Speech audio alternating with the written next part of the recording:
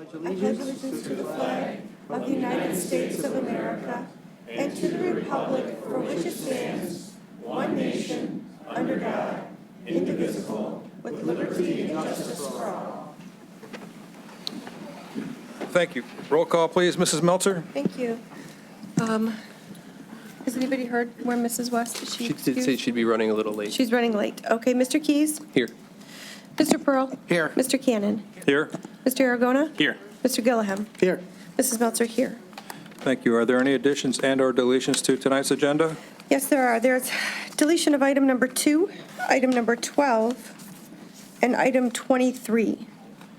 Also additions, we have item 25, which is an disposition of township-owned property. Also 26, the annual Goodfellows Pasta Dinner banner and signs. 27, approve and adopt the statement of necessity and resolution of necessity and declaration of a taking at 34305 Lipke. And also request closed session pending litigation, Ambi Sedocha versus Clinton Macomb Circuit Court. Is that number 28? Pardon me? Is that number 28? That is, yes. So moved. Is there a second? Support. My question is to Mr. Dolan. With the closed session, will we be coming out of closed session? No. Thank you. Roll call, please. Mr. Pearl? Yes. Mr. Aragona? Yes. Mr. Keys? Yes. Mr. Cannon? Yes.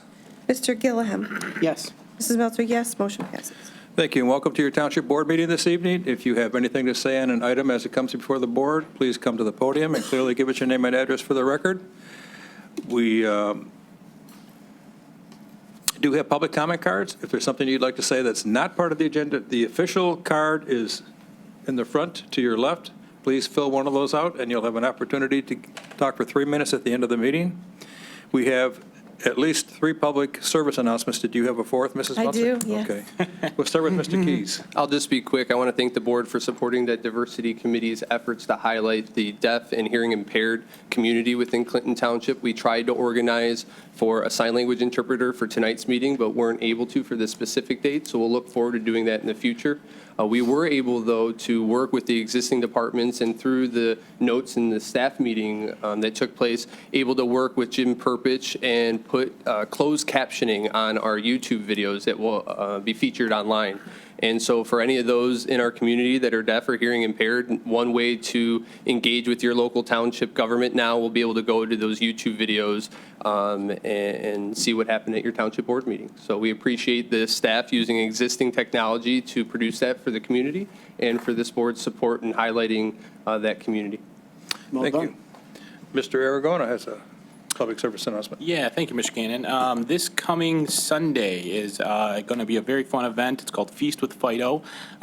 It is through the Macomb Humane Society. It's actually going to be raising awareness for them. I'm an ambassador for the Macomb Humane Society. This shelter, about 10 years ago, was actually a high-kill shelter, unfortunately, and they've completely turned themselves around. They are a no-kill shelter now. They have plenty of more volunteers. People actually want to go to a clean facility and help these dogs. So I'm helping them out through my Kiwanis Club. I'm also a Kiwanian. I wear a couple of different hats. So there will be food trucks, a bunch of other vendors for some fun stuff. So bring your dog, bring the kids. It's going to be a lot of fun, and there will be dogs there in case you guys were thinking about adopting a dog. They'll be right there so you can see what their demeanor is, what they look like, all that type of stuff, and hopefully we can get some dogs adopted for the Macomb Humane Society. So that is Feast with Fido this coming Sunday, October 6th from 1 to 7 at Bud Park, just down the street at Bud Park. Thank you. Mr. Pearl has another announcement. Yeah, I'd just like to remind everybody that the Clinton Township Goodfellows has a pasta fundraiser at Mirage Wednesday, next Wednesday, October 9th. It's $10 from 3 to 8 o'clock. It supports No Child Without a Christmas. The Clinton Township Goodfellows group usually serves about 700 children at Christmas time. In So Christmas in Clinton Township. yes, in Clinton Township. So it's a great event to raise a lot of funds that help the kids out. at Christmas. So thank you. And our fourth announcement, Mrs. Meltzer? Thank you. I just want to remind Clinton Township residents, we do not have an election November 5th, 2019. You may have family and friends that live in a city or a township other than ours that may have elections, but don't think that just because you didn't get your ballot, that you missed out. You didn't. We do not have an election November 5th in Clinton Township. However, our next election is March 10th. That'll be the presidential primary. Thank you. And with that, we'll start with item number 1, resolution recognizing October 2019 as Domestic Violence Awareness Month. At the regular meeting of the Board of Trustees for the Charter Township of Clinton, held in the board chambers at 40700 Romeo Plank Road, Clinton Township, Michigan, on the 30th day of September 2019, commencing at 6:30 p.m. Nearly 20 people per minute are victims of domestic violence by a domestic partner in the U.S., 10 million women and men per year. Whereas 1 in 3 women and 1 in 4 men have experienced some form of physical violence by an intimate partner within his or her lifetime. Whereas 1 in 5 women and 1 in 7 men have experienced severe physical violence by an intimate partner in his or her lifetime. Intimate partner violence accounts for 15% of violent crime. In domestic violence homicides, women are 6 times more likely to be killed when there is a gun in the house. Whereas 3 to 10 million children are witnesses to domestic violence in their homes, and research has shown children who witness domestic violence do not get help are more likely to become victims or perpetrators of future abuse. Whereas nearly 3 out of 4 Americans personally know someone who is or has been a victim of domestic violence. And whereas this month we recognize the survivors and victims of abuse whose courage inspires us all, we recommit to offering a helping hand to those most in need, and we remind them that they are not alone. Now, therefore, be it resolved, the Clinton Township Board of Trustees do hereby proclaim October 2019 as Domestic Violence Awareness Month, and we call on everyone to speak out against the violence and support local efforts to support local efforts to assist victims of these crimes in finding the help and healing they need. Thank you. Is there a motion to receive and file? So moved. Moved by Mrs. Meltzer, supported by Mr. Pearl. Discussion? Roll call, please. Mr. Keenan, I think we have some speakers in the audience that might want to address the board. Oh, I didn't know that. Thank you. Yeah, not a problem. Thank you. Can we My get your name is Jessica Staten. Thank you. The address is 158 South Main Street. That is our administrative building at Turning Point. I'm a representative for Turning Point, and I am an outreach therapist there.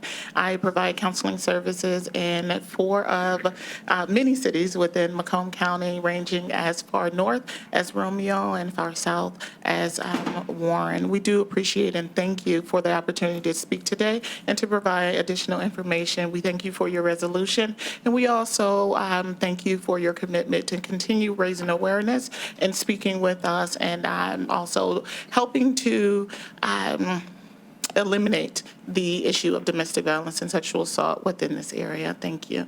We will have some words by Brittany as well. Thank you. Hello. My name is Brittany, and I am here as a representative from Turning Point's Survivors Speakers Bureau. I am a survivor of what is commonly called a domestic violence relationship. I was married to my abuser for 2 years, during which time he controlled my life down to every detail through daily violence, fear, intimidation, and threats. I speak out now with Turning Point about what I went through in hopes to prevent even just one other woman from having to go through what I went through. 1 in 3 women and 1 in 4 men report experiencing domestic violence in their intimate partner relationships. These relationships are characterized by power and control, whether or not physical tactics of control were used. October across the nation is recognized as Domestic Violence Awareness Month. There are many common dynamics within intimate partner relationships where power and control tactics are used. It is not uncommon for survivors to not recognize their partner is using these tactics due to the gradual and subtle way they are introduced and used in the relationship. Some common things survivors say are statements such as, "My partner tells me I can never do anything right. My partner pins me down and makes it hard for me to breathe. They say they are just messing around or playing. My partner threw my keys in the bushes. I had to search for them and I missed my job interview. I always have to check in with my partner when I'm not with them. My partner accuses me of unfaithfulness regularly. So the power and control wheel identifies several more tactics used by controlling partners. You will find the wheel is divided into sections with different examples in each section, and all pieces link back to power and control. There are many different ways one person in an intimate partner relationship gains and maintains power and control over the other. You may notice most of these tactics do not actually involve physical violence at all. Every 5 days, a survivor in a power and control-based relationship is killed by their intimate partner in the state of Michigan alone. Recognizing and identifying power and control dynamics and offering resources such as Turning Point to survivors can make a difference to someone and may even save a life. And just to add on to that, I also work in a local hospital, and there are many victims of assault that have sought and received help from Turning Point, and I treat those patients every day. Thank you. Thank you, Brittany. That was very brave of you. Yes. Mr. Cannon? I believe it said receive and file. This is going to actually be a resolution that we're adopting, correct? Yes. It is, but- Yeah, Okay. Yeah, but- Just want to make sure. that's, Receiving. yep. Roll call? Mrs. Meltzer, yes. Mr. Pearl? Yes. Mrs. West? Yes. Mr. Keys? Yes. Mr. Cannon? Yes, Mr. Aragona? Yes. Mr. Gilliam? Yes. Motion passes. Thank you, ladies. thank you. Item 3, Beautification Committee introductions. Dear board members, there are 5 new terms on the Beautification Committee. The committee will hold terms of 2 years with dates to be determined by the Board of Trustees. The purpose of the committee is to initiate, promote, and coordinate the beautification efforts within Clinton Township. 5 applications have been received from Ms. Elisa Ritter, Ms. Cheryl Cannon, Ms. Christina Spivak, Mr. Lendell McClanahan, and Ms. Ava McDowell, which were attached for your review.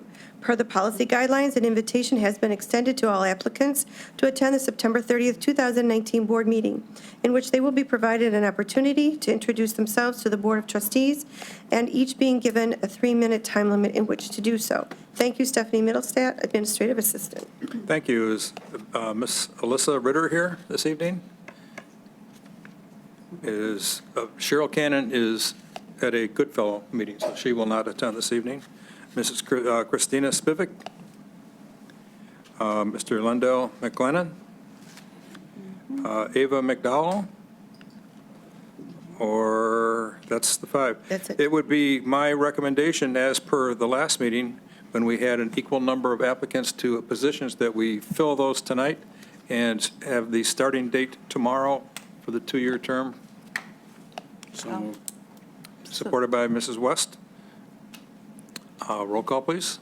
Mr. Pearl? Yes. Mrs. West? Yes. Mr. Keys? Yes. Mr. Cannon? Yes, Mr. Aragona? Yes. Mr. Gilliam? Yes. Mrs. Meltzer, yes. Motion passes. thank you. And appointment to the EDC Corporation. Dear board members, there is one term on the Economic Development Corporation open for appointment. Mr. David Merrill and Mr. Gregory Outland have submitted their applications, which was previously sent to you for your review. This partial term is for 3 years to expire July 10th, 2022. No other applications were received. This appointment falls under the jurisdiction of the Township Supervisor and is subject to the approval of the town by the Township Board. It would be appropriate to make an appointment at this time. Thank you for your attention to this matter. Sincerely, Stephanie Middlestat, Administrative Assistant. Thank you. We have 2 very qualified applicants who are very outstanding members of our community. I have spoken to Mr. Merrill, and I've told him I want him to reapply for other committees, but I'm going to this evening make the recommendation to appoint Mr. Gregory Outland to this position. I will make that motion. Okay. Is there a second? Second. Thank you. Roll call, please. Mr. Aragona. Yes. Mrs. Meltzer, yes. Mrs. West. Yes. Mr. Keys. Yes. Mr. Pearl. Yes. Mr. Cannon. Yes, Mr. Gilliam. Yes. Motion passes. thank you. Item 5, request approval of strategic planning proposal and firm. Okay, this is a presentation, and We have a person. Yep, and Carol, so Wait, hang on. we weren't successful in getting it to come up on the screen from that location, so Carol is working on getting that going. She'll have it up shortly, and Okay, presenter is welcome to come forward. Mr. Thompson, do you want to give a little sketch, since you sat on the committee with Mr. Gilliam? Where'd you get that? And Yeah. tell us what's happening here this evening? Sure. So we, a committee was formed to review Yes. proposals that were submitted for an I RFP got that it. went out for a strategic planning I process. think it's the one that's in. For those that don't know, a strategic planning process is a little bit different than the master plan. I know some of you were involved in the recent master plan adoption, which is really a guide for development within this community. A strategic plan goes much farther beyond that. While it can include looking at things like economic development, we're going to look at things that impact the township on a wider basis. Economic development certainly being one of them. Infrastructure improvements, large-scale projects, a whole host of things that this process is going to kind of bring out. And this gentleman here is the firm that our committee picked to really be the facilitators of this strategic plan. The goal, I think, and I don't want to steal his thunder, is for this firm to bring out, in meeting with different groups of people, what this township sees itself being in the near future and in the far future. So with Mr. Gilliam and a couple other staff members, we reviewed 7 proposals, I think, that came in. We whittled it down. We interviewed 4, and Aaron and his group came out on top. And so the supervisor asked him to come this evening and just kind of give a Reader's Digest version of the interview of what we discovered and what is part of their proposal. So Aaron, if you don't mind, please. Yes, sir. So if you could click on View at the top and Slideshow, then we can kind of go into active mode from the beginning on the left. No. Right down where it says from the beginning. Right there. Yep. So good evening. Thank you for having me here tonight. It's a pleasure to meet with you. Met with some of you already and some of the staff on 2 occasions, and this will be my 3rd trip here to talk with you about this project. My name is Aaron Dominy. I'm a partner with OHM Advisors and the practice leader for planning and urban design with the firm as well. I am the project manager for this project, interviewed with our team, and will be the one kind of leading the effort as we get into this. So I have a couple of slides here, actually just kind of copy them from the interview for consistency and to kind of talk you through what we see here. I'll talk for maybe 10 minutes or less, and then I'll answer any questions you may have, and we can go from there. So next slide after this one, please. So one of the things that we always talk about as a team, as we look at the opportunities, is why this project. And when we looked at this project, we saw a couple of different things, but if you could keep advancing there, that'd be helpful. But most importantly, it is the opportunity to come and work with a community who's really looking to get focused. And unlike the master plan or comprehensive plan, this project, as we see it, is really about driving you forward and getting you organized and getting things done.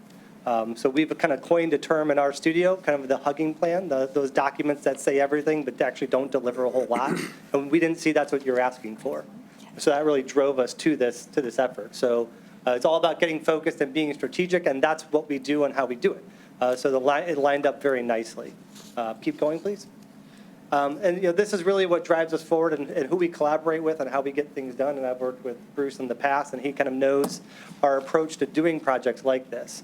So a little bit about us. I don't think as a firm we've worked here much, but we have been in Southeast Michigan for a little over 60 years. Here's the team that's going to be working on the project. A couple of those folks are actually from this area, and so it's kind of nice for them to work in and around home. Next slide. As a firm, we're 15 offices, just trying to give you a little bit of background on OHM from the UP of Michigan all the way down to Nashville, and all those dots in between. So we're a little over right now, and next slide, please. Right now, we're a little over 550 employees and growing. So that includes architecture, it includes engineering, all different types of engineering. If you can dream it, we do it. Planning and urban design, survey, GIS. So as a team, we bring all these disciplines together to really advance communities forward, and that's part of what this project is about. And talking with your staff, I think why we're here is we bring all those disciplines and we cover everything. This word that I said a lot at the interview, and I was asked, well, why do you keep saying that word, and what does that mean, is what we really see this project about. It is an opportunity for you to get alignment around the things that you really think should be focused on and are going to drive you forward. That alignment comes from the folks sitting here, people in the room, the staff, stakeholders in the community, like the chamber, like the Rotary, like the schools, all the folks in the community that really have a vested interest here and the ability to shape the future coming together to get focused. And the reason I say focused is that at the end of the day, we're trying to create a playbook. We're not trying to create a plan. It's a playbook. You can't do everything. You guys know that. You have resources that are limited. Time is limited.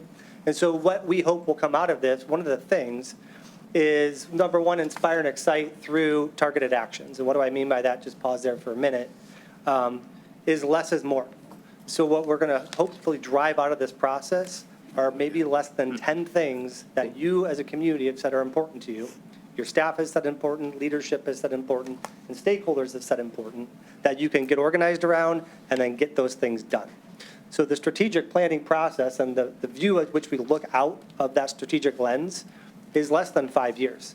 So this will be a series of priority projects that you say, this is what we agree is important, and through this process, we've borne out those priority projects. We'll help you uncover them.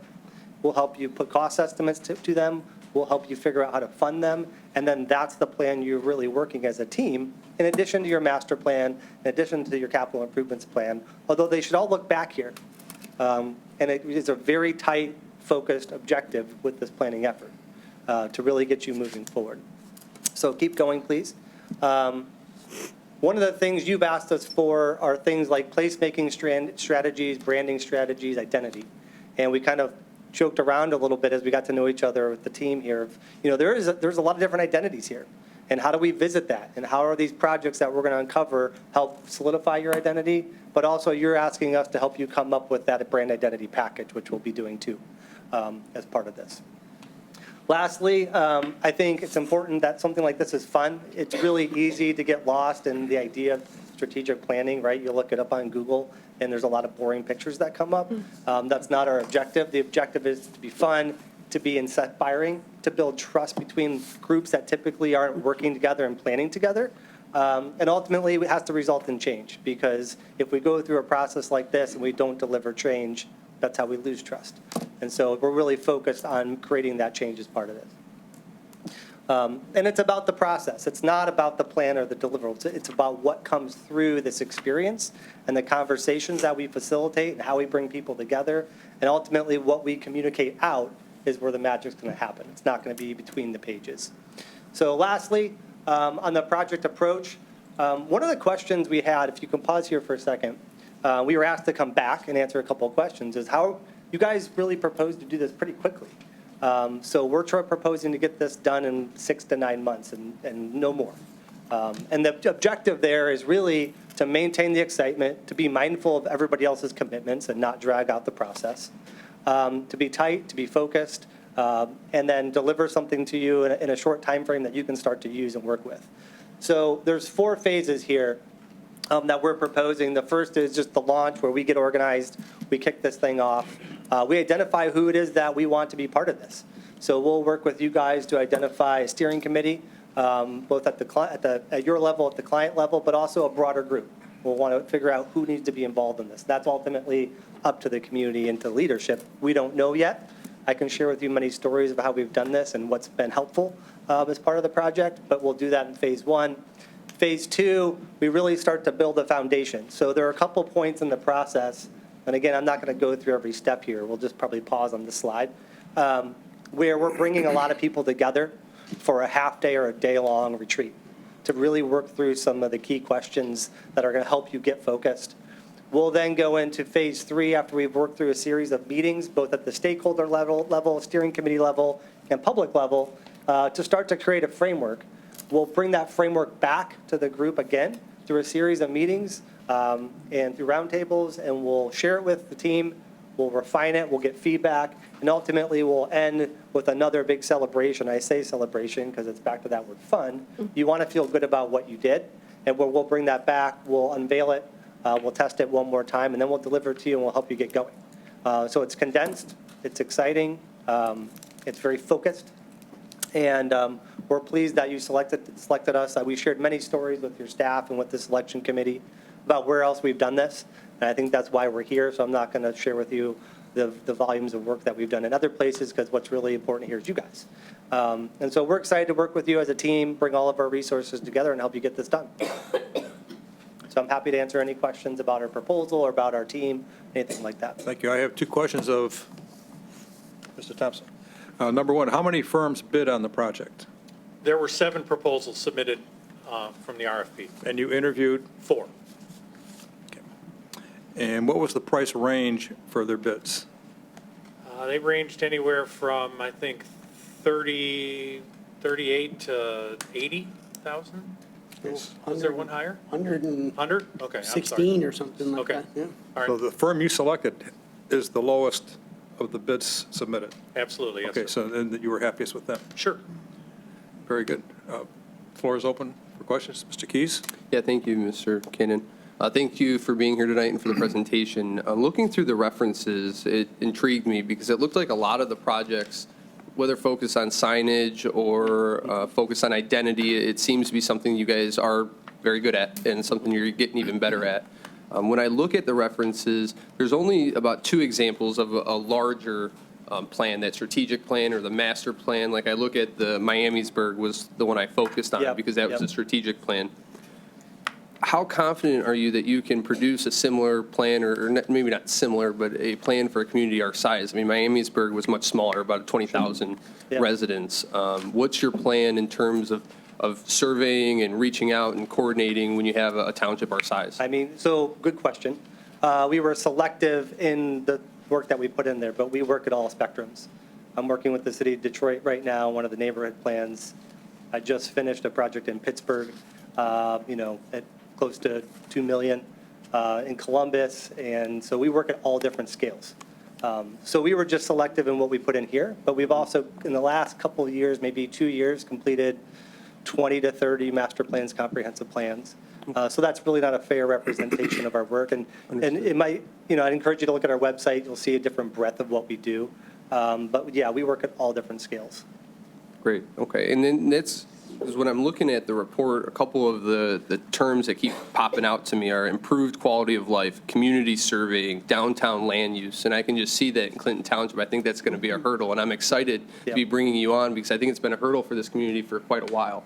And this will be a great opportunity to get a fresh perspective and kind of a jolt to the arm on some of these areas. I mean, in terms of downtown land use, which is something I saw on a bunch of these references, Clinton Township doesn't have a defined downtown. I mean, we have Gratiot Corridor and the Groesbeck Corridor. What do you see as a hurdle in that area, or have you had experience in other communities where you have to identify that rather than just having it grown? Yeah, it's a really good That was question. 7 years ago.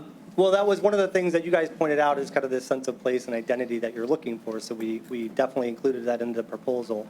I think the best example of that is actually a suburb outside of Cleveland that we worked in, which was a township that got incorporated in the late 90s. Never had a sense of place, never had an identity, large land area. And ultimately what we did working with them is kind of identified the elements of what they wanted to have in a downtown. And then we identified a series of sites and selected one and actually worked to start to create a downtown there and have organized that and facilitated that. And so now you can see the results of that. But a big part of organizing that was the housing. It was public space. It was civic uses and really getting them to have that heart that they wanted. So it's not uncommon that that's a challenge, and we're up for the challenge, and we have examples of where we've done that and how we've done it. So I feel confident we can deliver to you on that. Great. And I just have one last question, Mr. Cannon. When we talk about a steering committee, what do you envision with that? Is that, the leaders throughout the community? Is that a representative from each of the different departments here in front of you? How do you see that moving forward? That's a great question. One we've already talked about in my follow-up interview here. There's no one size fits all. And so I think we have to learn through having a couple more conversations with the leadership here, what makes sense here. The most success I've had on projects like this, that group is roughly 30 people. It's a little bit bigger than a steering committee you may think typically for like a master plan or a vision plan. And the reason is that part of what we're proposing we do here is to extend outside of these walls.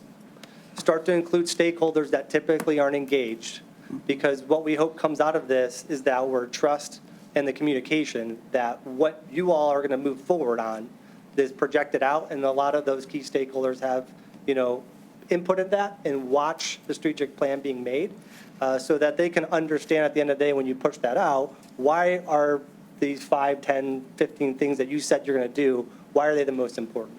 And hopefully they can see some of their ideas in there. So I think it is at the trustee level, it's definitely at the staff level, and it's at that stakeholder level. So how far beyond that we go, I think that's up for conversation. Great. Well, thank you for being here tonight. I think you can tell from my questioning that some of the things that I'm really focused on is that surveying, that quality of life, and developing some type of downtown identity here in Clinton Township. So I appreciate it. Yep. Thank you, Mr. Kane. Mr. Pearl? Thank you, Mr. Cannon. How long have you looked at Clinton Township? Have you done any research about where we're at? Yeah, History. just long enough since you put the RFP out to get to know you. So one of the things that we understand about the things going on here is the question of identity. How are you communicating who you are and what you're doing, both graphically, but also through communications? We understand that the growth here is a challenge, has been. That revenue generation is also something that is a key focus, together with the downtown. And so, and your corridors being a key focus for you as well. I think you're going to talk about one of those tonight. But I don't pretend to be an expert, and by any means, in who you are and where you're at. No, I just would hope that you'd done some research to see if you thought this would be successful. We have constraints in a township, as many of the other townships, but ours is quite large in the state of Michigan, and we don't have a lot of money to do branding. So you could come up with a fantastic plan to do branding, and we can't afford it. And it doesn't Sure. become a successful Sure. plan then. We're looking for something for a future that everybody wants in the township, that the residents and the business people want to see in the future. And we need to work towards that. I hope that you're not just a moderator. I hope you're taking your experience and bringing it to give us ideas as everyone's coming up with things in the Yeah. community. Well, first and foremost, though, I am a facilitator. As part of the strategic plan, it's my job to run this process. In many ways, be objective up to a point. Once you all tell us what's important to you and where your passions are and what you guys think you can get aligned around and behind, then we step in and become the expert. So that's really important to note, because I don't want to come in here and say, this is what you should do. No, I don't And it won't expect be you to. successful. Right. But once you say, hey, it's the downtown, or it's this corridor, or it's this identity, or it's this park, then once we see those things, we'll say, okay, now what are we going to do about that? And how do we help you get it done? So whether that's graphically, whether that's through how we fund it, or how we help you get organized around those things to actually work those priority projects to make sure that you have momentum and you can get them done in a short to midterm timeframe. Yeah, I hope you'd work with our finance department when it came to that to see how we would fund these things. Well, I don't know yet, because I don't know where the priorities are. No, once they're determined, Oh, yes, for sure, yeah. because I don't want to put something out there that we just can't do, like I said, that we don't Yep. have the money to Yeah. do, whether it's branding, signage, or whatever. I see you've done a lot of master plan updates, and I checked some of the websites from the communities, and they look pretty extensive. Yeah. But you also have a lot of planning and strategic planning department, too? Yep. And then really, those two things go hand in hand. I don't typically try to separate them out, because I think the beauty of some of the things the way we approach these projects, and again, Bruce knows because he's seen some of our work, is that we are strategic when we do those projects. Because I really think that's the only way to do it. By engaging the right people, by getting focused, and not just saying you're going to do everything and not deliver anything. And I think that's the downfall of a lot of different planning projects that happen at the township level, at the city level. And so we weave that into everything we do. But we also just do strategic planning for communities as well. In fact, I have a couple of mayors that I work with annually, and I just do it for them every year. That's just part of their program and how they run the city. So I think I'm confident I can say that we touch it at a variety of levels. And where's your office located? You showed us a lot of offices. Yeah. Where will you be located? I work out of the Columbus office. help. And I travel up here on the weekly, on the monthly basis to do a variety of projects up here. So that won't interfere with the schedule that's set up. You'll be able to Nope, get I've here. already been here 3 times, and every time I'm asked, I'm here. So, But we were telling him to Yeah. avoid telling us that he's from Columbus, but, you know. I know, I was hoping not can't have to avoid say it. that. It's where he works. This year. It's Ohio State thing. There's a lot of fun happening in our office this week, I can tell you that. I've noticed a lot of excitement with our staff and many of our board members and also some of the community so far, but the most excited has been our finance department. And that might surprise some of you, but they are very excited about being very involved in the entire process. You were worried about the financial end of it. Right. Mr. Gilliam? Yeah.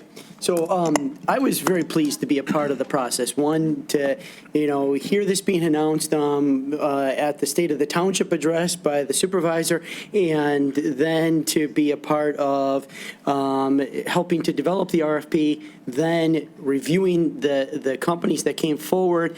And I really think OHM kind of rose to the top, one, on their prices, but also on their experience in doing this. And I think what we have to look at is sort of, this is a function of where we are in time. For 40 years and many decades, we've been a growing community. We didn't have to go out and fight for it. We had the economic development and new residents and new projects coming to us. And I think where we're at right now, being in the middle of Macomb County, is we're seeing all this explosion of growth to the north. And then we're seeing the aging infrastructure in the south part of Macomb County. And we're recognizing the huge expenses that are involved in repairing aging infrastructure. And when you have your old neighborhoods that are 70 years old, then you have your new neighborhoods that are literally 20 years old, and you're already 95% developed. And so we have to be very particular and very strategic as to what we do to give residents a sense of pride about being here and being part of the Clinton Township community, and then wanting to stay here as they have choices, as they move along. Then look at where we are, Macomb County economically, and we've seen this explosion of people coming close to retirement during the time of the economic crisis, and literally retiring on so much less than what they thought they were going to be retiring on. And then people who are still in the workforce working 2 and 3 jobs just to make ends meet and not get anywhere close to where they used to be. And so this is kind of the context of this, and it basically screams, we absolutely need to do this. And where it aligns, I think, with the budget is to do we cannot do everything. But what do we need to do?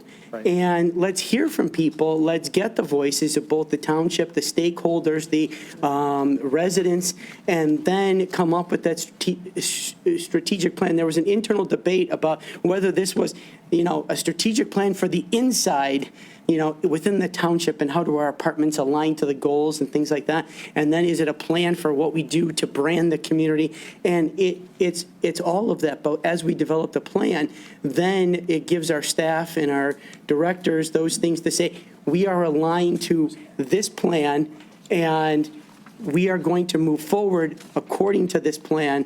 And when we say no to things, we're saying no because we made the call that this is the direction that we need to move in. It's that alignment, again, going back to your term. And so I'm really excited about this process. I think it's long overdue. And I appreciate the entire process of going through this hearing from all these different vendors and seeing the presentation that you came forward with. And I also think you have some experience and you have some people on staff that are connected into Macomb County and have a fundamental understanding of what it means to sort of be from here. So I'm encouraged, and I want to see this move forward, and I think it's the right time and almost well overdue. So thank you. Thanks, Paul. Mr. Aragona? Yeah, Aaron, thank you very much for being here. I'm sure it's a breath of fresh air getting out of Columbus, so. It's cooler up here. Quick question for you. Mr. Pearl brought up some very good points about the cost of the total project once it's done. Obviously, we're a long way off on that. Do you guys in your firm, can you put the pedal to the metal on helping us with search out any type of grants that might be out there? Or is that something that would fall on us to try and search out? We're experts at finding funding. I mean, that's Okay. just part of what we have to do as part of our business. What comes out of the process, especially on the infrastructure side, absolutely. Placemaking side, public art side, there's always opportunities out there to align you with some of those things. And we're going to do our best to help do that as part of this process. Okay. As long as those things are fundable, right? But yeah, for sure, we can definitely help you do that. I think that's part of the reason we're here, because that's who we are. Okay, thank you. Mr. King? Mr. Keys? On page 9 of your proposal, when I look at that, should I assume that anything under planning and urban design is what you'll be looking at for Clinton Township? Because, I mean, there's a wide variety of services here, including a lot of engineering, and I don't want Scott and Mary to start to sit up in their chair. Wondering, is that within the scope of this? So the primary ask is to do a strategic plan. As the priorities rise to the top, that green rises to the top, and if they are projects that are infrastructure engineering related, then I'll go back and lean on those team members to better help understand and develop those as part of this process. We're not doing engineering work, we're not doing infrastructure work, we're not doing surveying and architecture, but as a team, we lean on each other.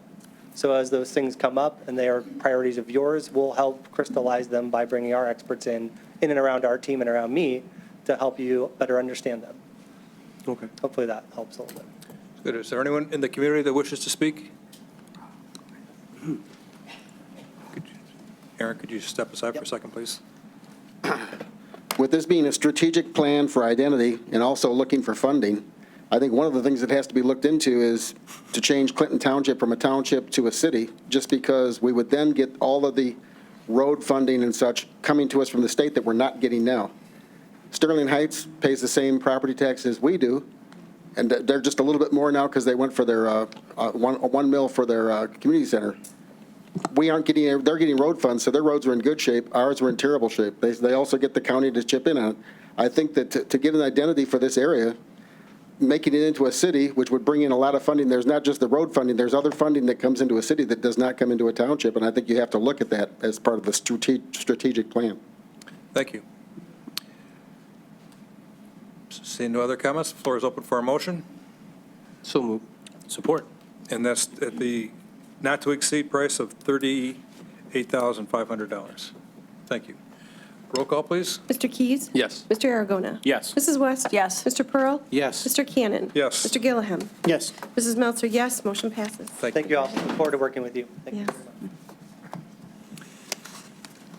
Item 6, revised conditional rezoning agreement for Garland Apartments. Attached is a request for revised site development approval revision to conditional zoning agreement for the Garland Apartments development. The 5.07-acre site is located east of Garfield Road, south of 19 Mile Road. The site was originally granted approval for 58 residential townhomes by the Township Board on September 17, 2018. As a result of site constraints, the petitioner proposes two changes to the approved plan. The first is to relocate and redesign the area of a proposed utility box to adequately avoid conflict with traffic circulation. The second is to reduce the depth of the 58 buildings by 4 feet to allow for a driveway depth that allows for proper pedestrian circulation. The site plan provided meets or exceeds all zoning ordinance requirements. Therefore, approval is recommended. Attached is a draft amendment to the conditional zoning agreement for your consideration. Sincerely, Bruce Thompson, Department of Planning and Community Development Director. Thank you. Are there comments or questions from board members? Members of the community? So moved. Is there a support? Support. Roll call, please. Mr. Pearl? Yes. Mr. Aragona? Yes. Mrs. West? Yes. Mr. Keys? Yes. Mr. Cannon? Yes. Mr. Gilliam? Yes. Mrs. Meltzer, yes. Motion passes. Thank you. And item 7, revised conditional rezoning agreement for Hillcrest on the Park.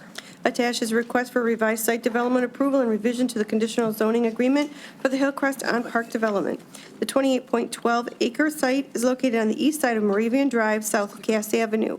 The site was originally granted approval by the Township Board on August 14, 2006. 28 buildings, which is 66 units, have been constructed to date under the approved plan that range from 1 to 6 units per building. The petitioner proposes to amend the approved plan to develop 7.4 acres of the site with 41 one-story duplex units, reducing the number within that area from 51 approved units. The units would have no basement. The proposed units would have a combination brick, stone, and vinyl siding, front with vinyl siding on the sides and rear. Along with the request to revise the approved site development plan, the change creates the need to amend the conditional zoning agreement, which requires, number one, 41 of the approved 178 units would be two-story. Currently, there are 23 two-story units constructed on the site. Item number 2, each unit shall have a basement. Item number 3, exteriors shall be a combination of brick and masonry or cement product substantially similar to hardy board on all 4 sides. Upon review of the existing site development and the proposed plans, the Department of Planning and Community Development is forwarding the request to the Township Board with a recommendation for approval contingent upon the proposed units being constructed with a combination of brick, stone, and masonry materials on all 4 sides of the proposed buildings. Attached is a revised development plan and a draft amendment to the conditional zoning agreement for your review. Sincerely, Bruce Thompson, Director of Department of Planning and Community Development. Thank you. Mr. Thompson, do you have anything to add to this? Yes, actually, I do. Just a couple of changes, I guess, or updates, I should say, since this letter that was written by my department. The issue of basements, while basements are not going to be automatic, they are an option. So there will be the potential for basements. That would be really a market-driven aspect of these, of Pulte's development of this site. So I did want to clarify that. The last is, as you, the clerk read, we had some concern about ensuring that the buildings themselves had the same amount of masonry, same type of construction as the existing buildings. So, as you know, Mr. Cannon, we felt it was important to ensure consistency in value and aesthetics and that on this property. Pulte had submitted some revised elevations in an email, which I did forward to the clerk's office, so it should be part of your packet, that indicates that they will absolutely agree to doing just that, making sure that there is masonry comparable to the existing buildings. On all four sides. Right. And we do have revised elevations that were submitted as well that will be part of the package and part of the amendment to the conditional zoning agreement. Okay, now, as far as value, do we have an idea on the approximate value that these are going to be sold for? Yes, sir, if I may. We did ask that question of the developer. They anticipate their homes will sell starting at $325,000 to $350,000 a unit.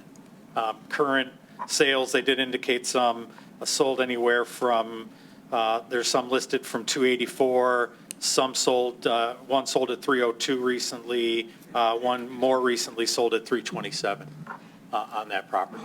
So fairly consistent in price with what's been sold out there recently and in the past.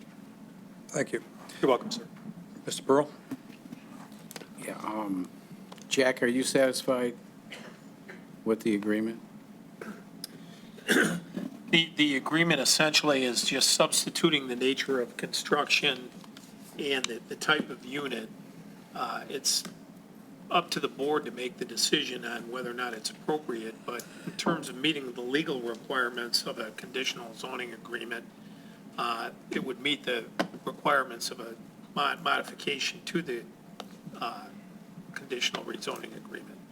Okay. So Mr. Cannon is a developer here? Petitioner? Yes, sir. Good evening. Name and address, please. Yes, my name is Mike Knowles, N-O-L-E-S. I'm with Diffin Umlor, and we are at 49287 West Road in Wixom. Pleased to be here with you tonight. I'm also very pleased that there are so many neighbors that have come out to see us as well. That is a good sign. And the reason I say it's a good sign is because they care. They care about their neighborhood. They care about their property values. They care what the neighborhood's going to look like. And so we're happy to be here tonight to share some of those facts with them to put their minds at ease. So a little bit of background was presented, and I'd like to highlight a couple of points from that background, if I may. The 106-acre property was rezoned in 2006, and a lot has happened in the past 13 years, including a significant recession that impacted the building and housing industry across the board, not just at this location. And one of the things that happened was there were a lot of homeowners that were excited about their new homes, and they moved in, and then everything stopped. And they find themselves living in neighborhoods with no neighbors. And it breeds a lot of problems. One is when a development looks like it is stopped, it starts to have fly dumping. People start to dump stuff on empty lots, kids start to park, and it starts to affect your property values. It becomes more and more difficult to sell your home if there is a perception that the neighborhood has stopped. And so one of the things that is wonderful about Pulte Homes coming in is Pulte Homes is currently doing approximately 700 homes a year just in Michigan. That's a pretty good pace. There's not anybody that is doing more single-family homes in Michigan right now at this time. They have been working very hard to continue to upgrade their product, and you can see wonderful examples of this very product on their website. If you go to the Parkview development in Lake Orion is now sold out.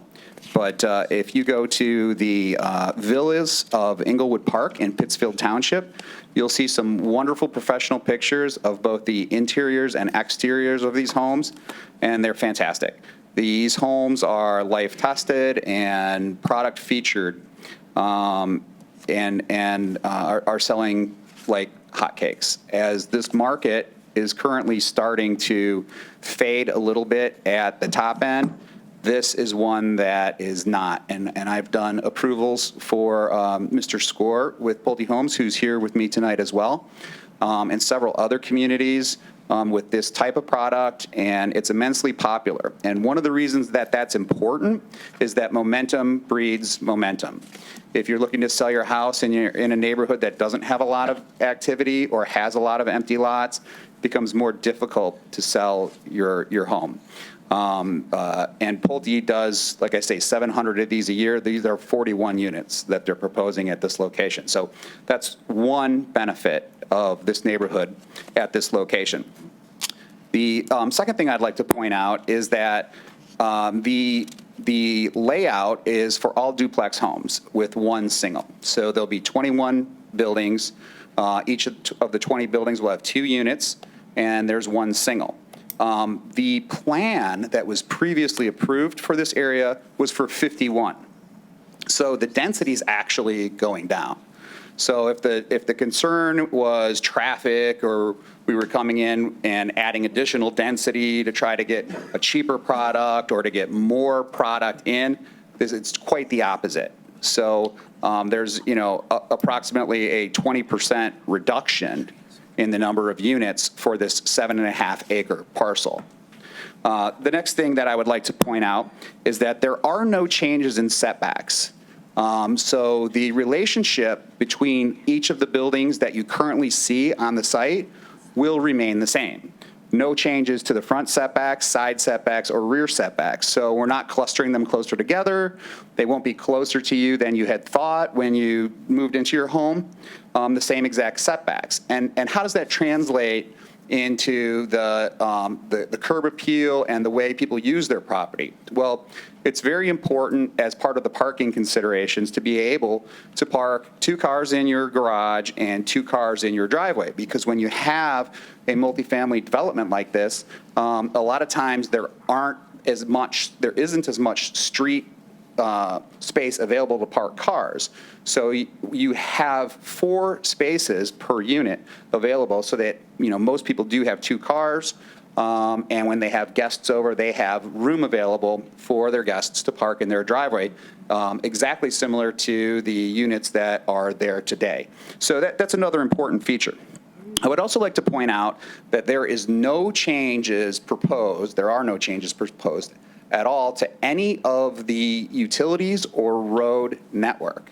So this is the exact same plan. The only changes to the utilities are the leads themselves that tie into the main line. Okay, so because the spacing, perhaps there was a 4-unit building that was planned before, and now we've got 2 2-unit buildings, and they need to have the required separation, which is what drove the reduction in the density.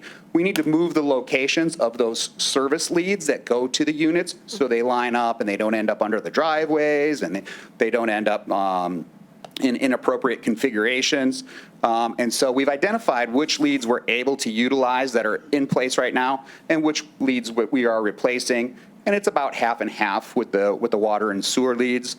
Every one of the units will have a storm lead for the sump pump, so you don't have to worry about additional drainage or a change in drainage. In fact, it should be better for a couple of reasons. And the couple of reasons are because the impervious area is going to be less. So there'll be more green space when you end up with 41 units instead of 51 units. There's more grass area to absorb the moisture and precipitation than would otherwise be there. So no changes to utilities, no changes to road layout. With respect to the architecture itself, the units are very comparable in size and in architectural design to the existing units.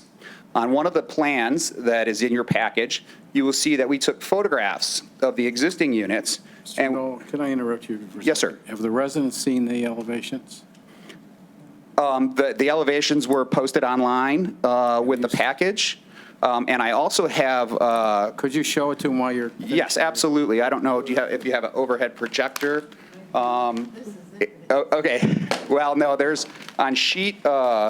The plan set was submitted electronically, and so if you go to sheet number 8, and I can pass out a couple sets to the residents if they want to kind of take a look at those. I have it open to that page because I anticipated that they might want to see a larger blown-up color rendering. If you'd like to take a look and pass it along, I have another one here as They well. might answer a lot of their concerns. Yes, absolutely. I have another one here. I'll get it started on the next row. Listed everything.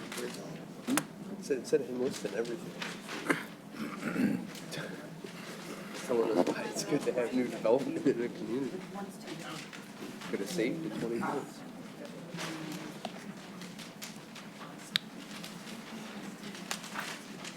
I still have a bunch of questions.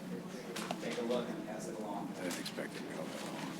So I've opened it to sheet number 8, which has two different floor plans. There is on another page, ma'am, and I'll get to that in a moment. I'm fine with passing it around, but we're still conducting a meeting. Thank you. So the page that I've opened it to be passed around is color renderings of 2 different plans with multiple elevations. And what you see on those elevations are a combination of brick, stone, siding, and several architectural elements all incorporated that are very similar to the existing neighborhoods, except that they've, in certain cases, they're modernized as we learn what people's preferences are. You'll see that there are some soldier courses of brick worked in over the stonework, some arches, some gables, and even the siding has some shake elevations.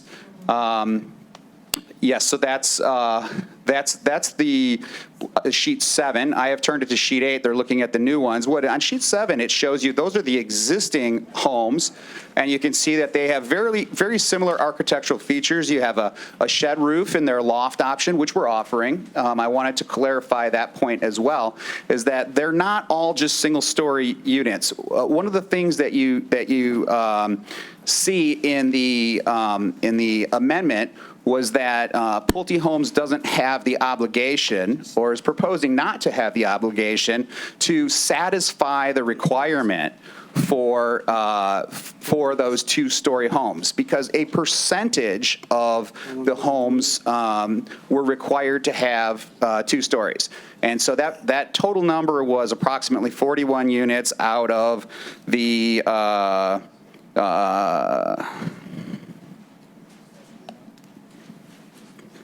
I believe it was 71, so approximately half. So you currently have 66 units with approximately 24 two-story units on site. Pulte is offering a second-story loft option, and they are offering a second-story bedroom option. The only thing that we're proposing in the conditional rezoning agreement is that obligation for that total number of 2 stories won't pass from the master developer to Pulte, but there will be a number of units within the development.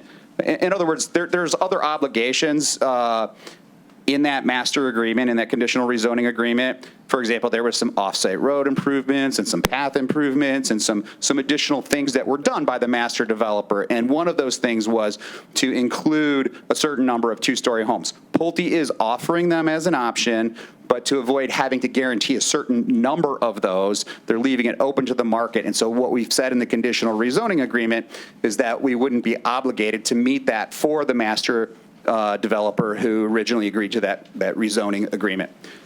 In addition, I want to point something out regarding the basements, because in these types of developments, what we're finding is when we have optional basements or optional slabs is really a better way to put it, we find that there's an 80-20 mix.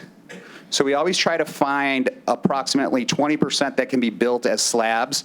We try to find the grading areas that work best for slabs. But when we offer both basements and slabs unrestricted to our customers in similar situations, it's an 80-20 mix. 80% select basements and 20% select slabs. And they do it for preference. There really isn't a huge financial incentive one way or the other. There's only about a $20,000 difference in the home when you go to a slab versus a basement. And so that in and of itself, I wanted to clarify, because I didn't want to frighten everyone to thinking, oh, it's going to be a totally different product. It's going to be smaller. It's going to be less expensive. That's not the case whatsoever. There's going to be more options for people, and we're trying to make sure that we have the ability to offer the options that we normally do, and that we don't have constraints on those that would prevent our customers from buying what they would want. So that's why we have the slabs being allowed, because right now they're precluded. They're not allowed at all. But that's generally what we see in our experience, is that 20% of the customers will select not to have a basement because of the stairs, and they don't want to keep them up if they can't really get down there and use them. Maybe they're singles. So I wanted to say that about the slabs. Regarding the sizes, they're very similar to what you have on site right now. They are starting at about 1,700 square feet as the base. And when you take the loft option, the bedroom option, or the structural option that's a sunroom off the back, they go up to 2,000 square feet. So between 1,700 and 2,000 square feet, price point between $325 and $350. And as Mr. Thompson pointed out, there's been some sales that were less than that, which you would expect coming out of a recession and starting to gain momentum in the neighborhood again. And I think that this will help those existing property owners if they're looking to sell their house or for their prices to increase. I noticed that myself. I bought a home in 2004. It lost approximately 35% of its value, but I didn't sell it. And when I did sell it about 2 years ago, I got all of my money back. And one of the things that happened was the developer, the builder in that neighborhood, was still building. And so that brought customers to the site. It kept the site looking fresh. It kept the site looking new. It kept the site looking clean. And that's one of the things that you can count on when you have Pulte homes and Pulte development in your neighborhoods, is they're professionals. They're doing 700 of these a year. They're not a one and done. They've been in the state for a very, very long time. And their home plans, as you will see online when you go look at some of the interior shots, and when you look at these elevations, you see they've come a long way. There's some really wonderful, wonderful plans. Now, I'll try to wrap it up. When you get to the side elevations and the rear elevations, we initially proposed that we would not offer masonry on the sides or the rears, and we understand that that was an objection, and so we have since agreed to do the masonry to the same standards that are on the site right now, which is brick to the belt, which is up to the first floor line on the sides and across the back. And what you'll see on the plans are photographs of those units and where they do structural options. They've taken some more liberties with siding. There may be a siding there to kind of add some architectural appeal, which you see on the front elevations as well. And so Pulte is ready and prepared and has committed in writing and on the plans to build it to the same quality that's out there. So same quality, same layout, same price point, fewer units, get momentum back on the site, the same driveway configurations, the same parking configurations, a little less traffic. And so I ask you, what's not to like? We're going to find out in a minute. I appreciate your time, and I'll be around for additional questions. Thank you very much. I still have the floor. Mr. Pearl. Mr. Dolan, Mr. Temp, I don't know who wants to answer this, but the existing homes that were built, site plan condominiums or site condominiums or what? It was approved as attached condominiums. Attached condominiums? Yes, they're units, So buildings that run from anywhere from 1 unit of building up to 6 units of building. So right now, is that a private road going in? I believe it is, yes. Okay, so they want to build and use that road, but they want to build it as their own condominium? Or are they going, Well, it will be integral to the existing condominium development. but it says in the agreement that it's going to be separate. Well, and that may be, it's not uncommon for large-scale condominium developments to have multiple associations. That's really up to the builder and the homeowners to make that determination. Well, Mr. Dolan, how are they going to handle that? Who's going to pay for the street improvements coming in that both parties are going to use?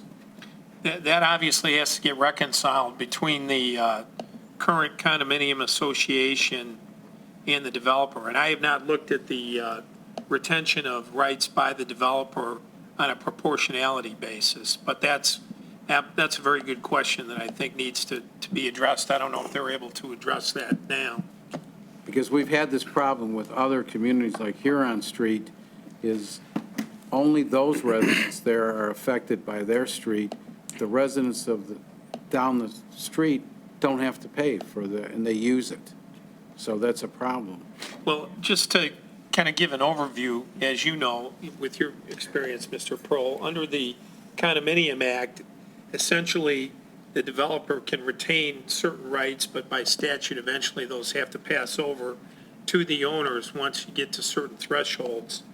And at that point in time, then it becomes pretty much an owner-operated development.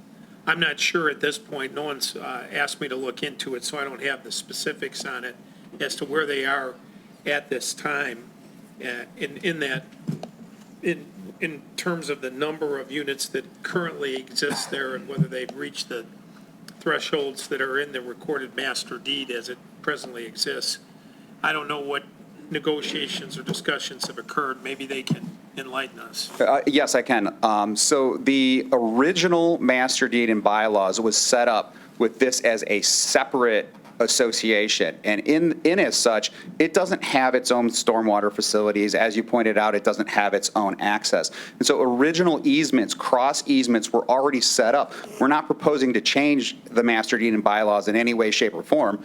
This section always was identified as being a separate association. A lot of times they do that in case there is a expansion or contraction. In this case, it would have been a contraction of the association. But if it's built, they've already got rights, and those responsibilities are also spelled out in that document. We're proposing no changes to the master deed. Are you familiar with the master deed? I am familiar with the 41-unit master deed section that Pulte is purchasing, and it was originally set up with this in mind. So would they be commonly charged for any improvements? I believe that Main there are, roads? I would have to refer to the document, but I believe what was set up was cross easements, and that includes cross maintenance agreements. It's very typical to be done that way, and this separate section was set up initially in that way. So to answer your question tonight, I can't explicitly say, yes, I saw the easement and it has a cost-sharing provision, because I didn't see that. But this section was originally designated as being a separate association, and were you to want to ensure that the rights of the existing neighbors are protected, we're happy to have you have your motion tonight be conditional on a appropriate maintenance agreement for any shared costs within there, because I'm confident that it's already there. There are no detention basins on the property. This couldn't be developed. We're not changing the site plan or any of the utility layouts or any of the access, and it's not able to be a standalone development. It wouldn't be possible to get an association like this approved as a standalone entity. And that's why I say with confidence that I'm certain that it's in there. And if you want to make it conditioned tonight on there being some maintenance agreements for shared facility, that's not a problem, because I think it already exists. Thank you. Thank you. Mrs. Bednar, if I'm not mistaken, did you not design a special garden next door at the park for all the Actually- rainwater in that facility? Yeah, actually, the bioswale that's on George Park that borders the north side of George Park, the south side, was designed to take that. So when he said there's no detention basin, that is correct. But there's this bioswale that is actually, the way the master deed and bylaws is written, if I remember correctly, is that it's the association, or in this case, associations, responsibility to maintain that, because that is their outlet to the Clinton River. And that really is the green way to do things. Thank you. Mr. Cannon, Mr. Dolan? thank you. I just hit a sidebar with Mr. Thompson, and I think any approval, and I think as even suggested by the developer tonight, I think any approval would have to be, if there is any approval given, contingent upon a further review and consideration of the condominium documents insofar as the abilities of the two developments, is what I'll call them, to coexist together to make sure that we've got the appropriate agreements within the documents. Thank you. Thank you. Further comments or questions from the board? What do they have to say?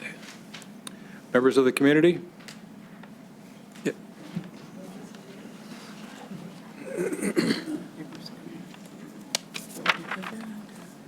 Good evening. John Herthel, 40462 Juniper Court, Clinton Township.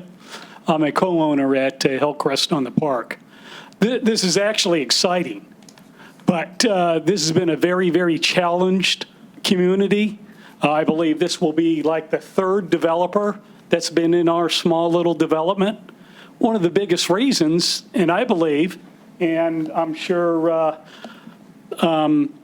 you can attest to this, is the taxes. It's like a hybrid tax just in our little community. I mean, I can't even go to this library technically. Well, you belong to the Mount Clemens Library. That's where you pay your taxes. Correct. Yeah. But you get a library card, and you certainly are allowed to use the Clinton Township Library. I appreciate that.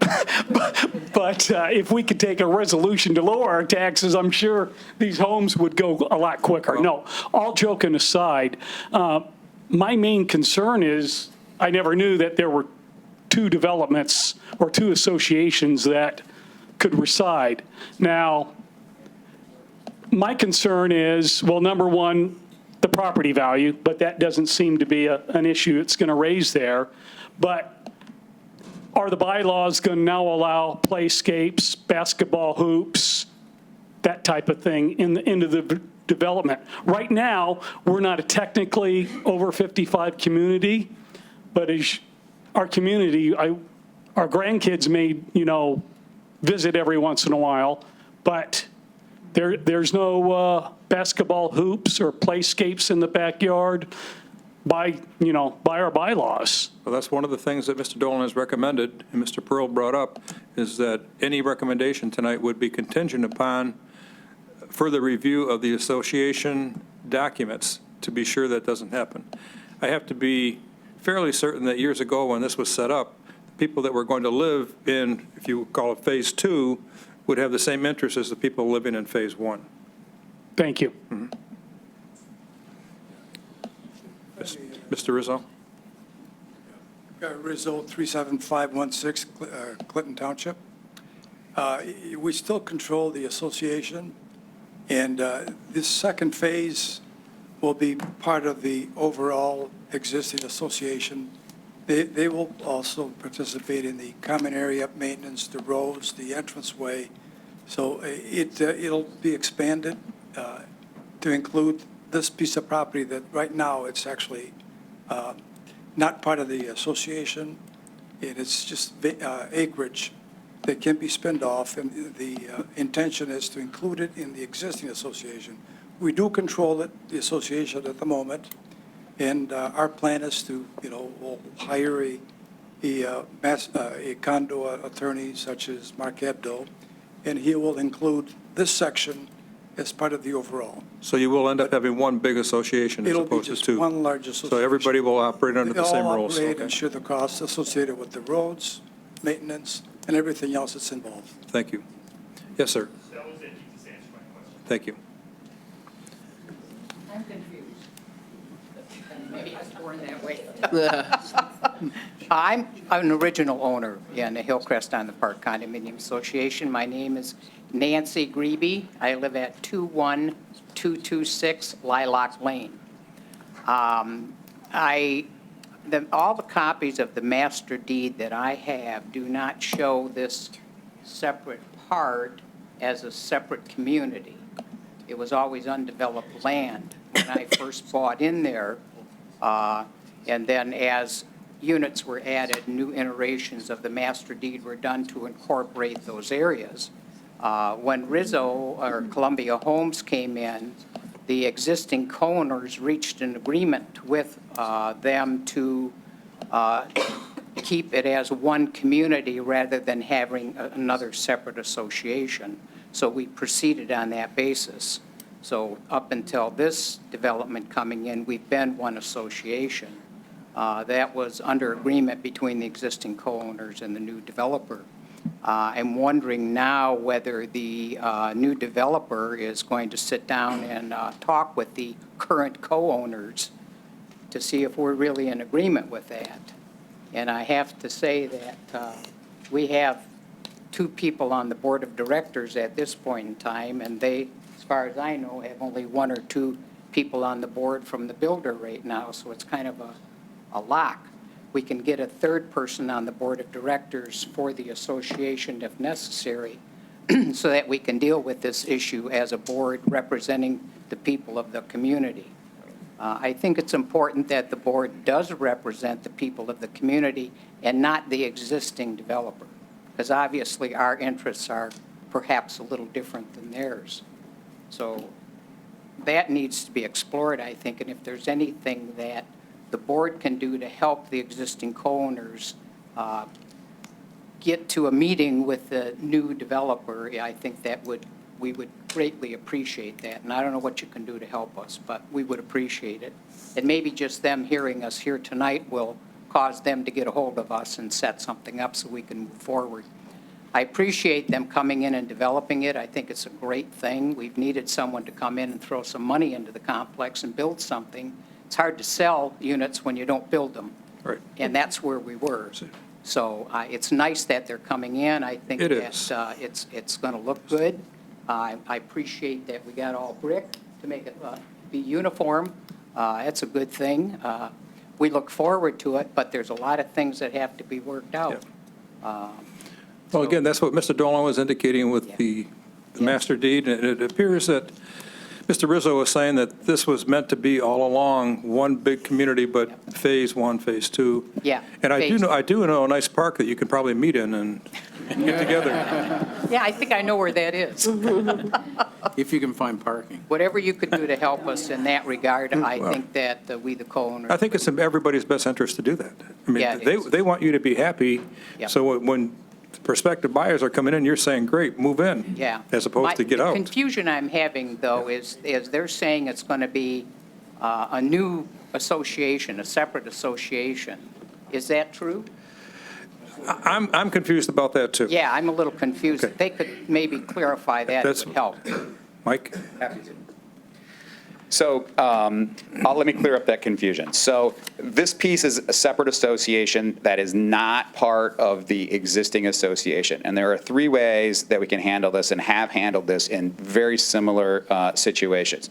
The first way is to have two separate associations that are both subject to a master association that ends up controlling the common areas, the common roads, the common detention basins, or bioswales in this particular case. The second way is to have cross easements and cost-sharing agreements. And the third way is to absorb the separate association into the original association. And so, as I said before, I know this is a separate piece of property, and I hadn't reviewed the document to see which mechanism it is.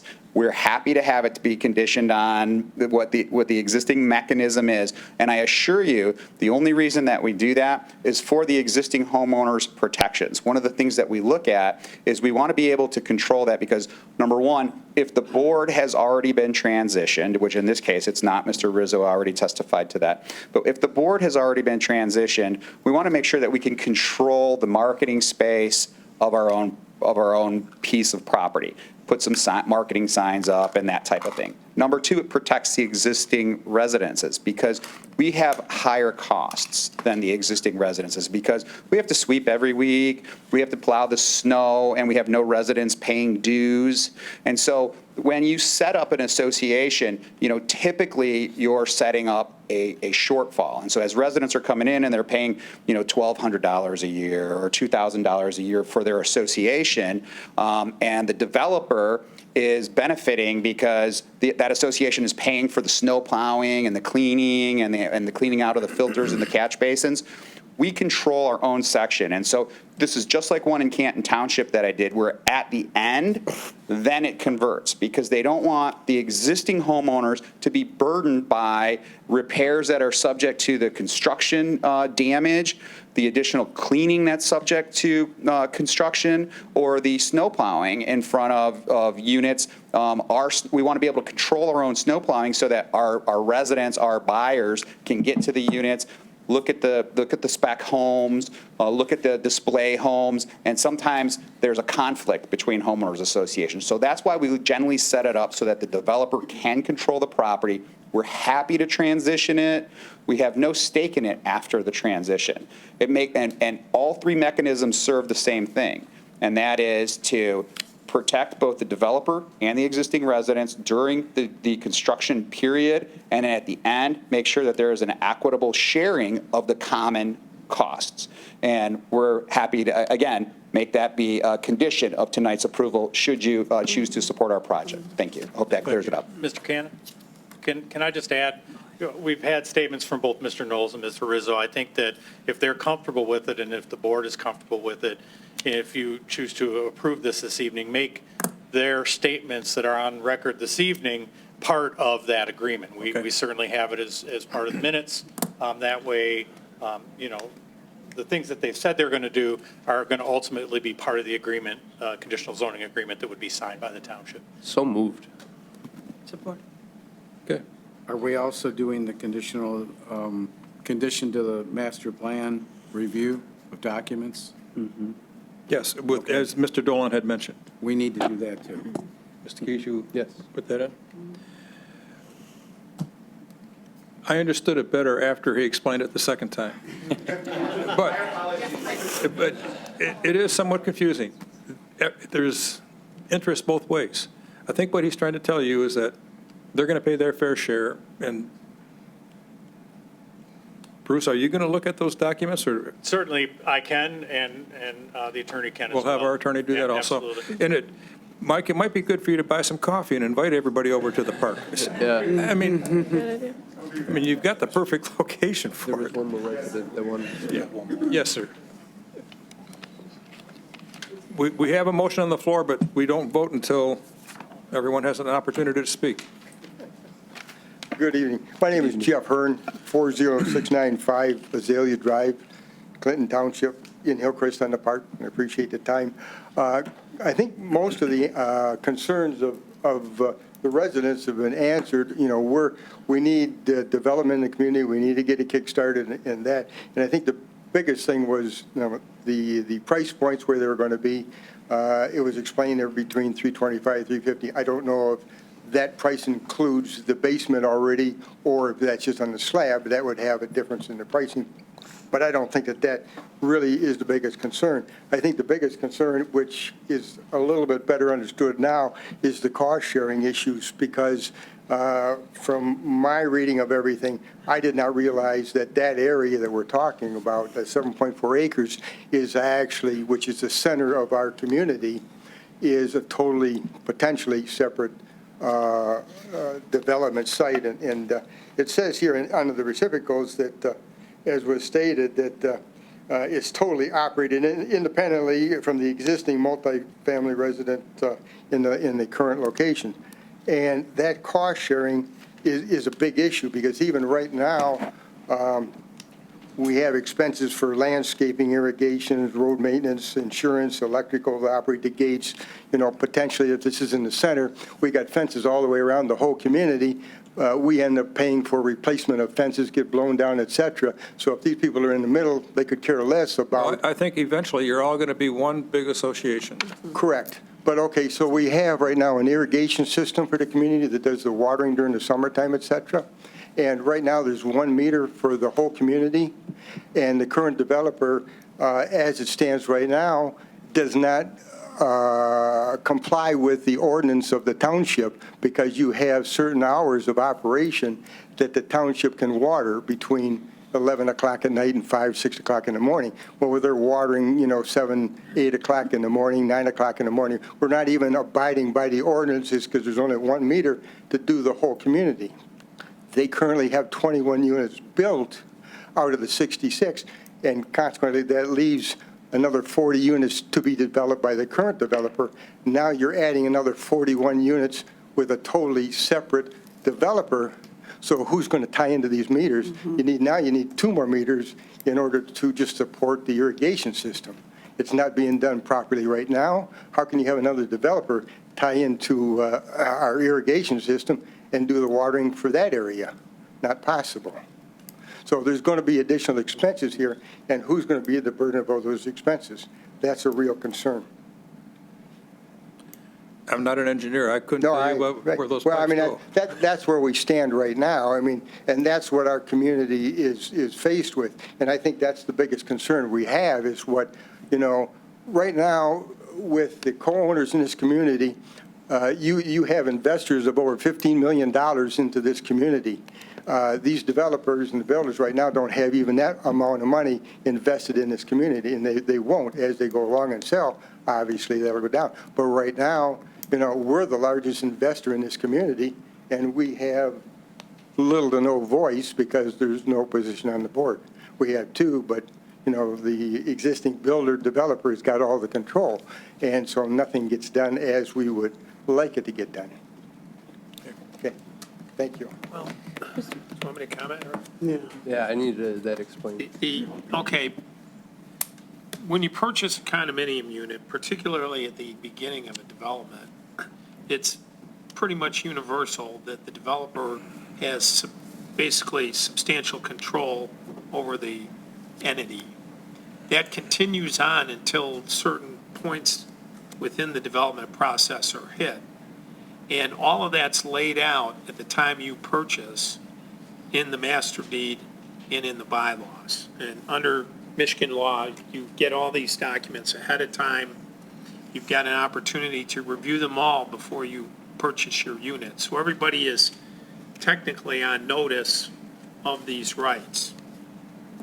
Practically speaking, because these documents are voluminous, because they can contain a lot of language that was, of course, drafted by attorneys, it makes it difficult for some people to follow and understand.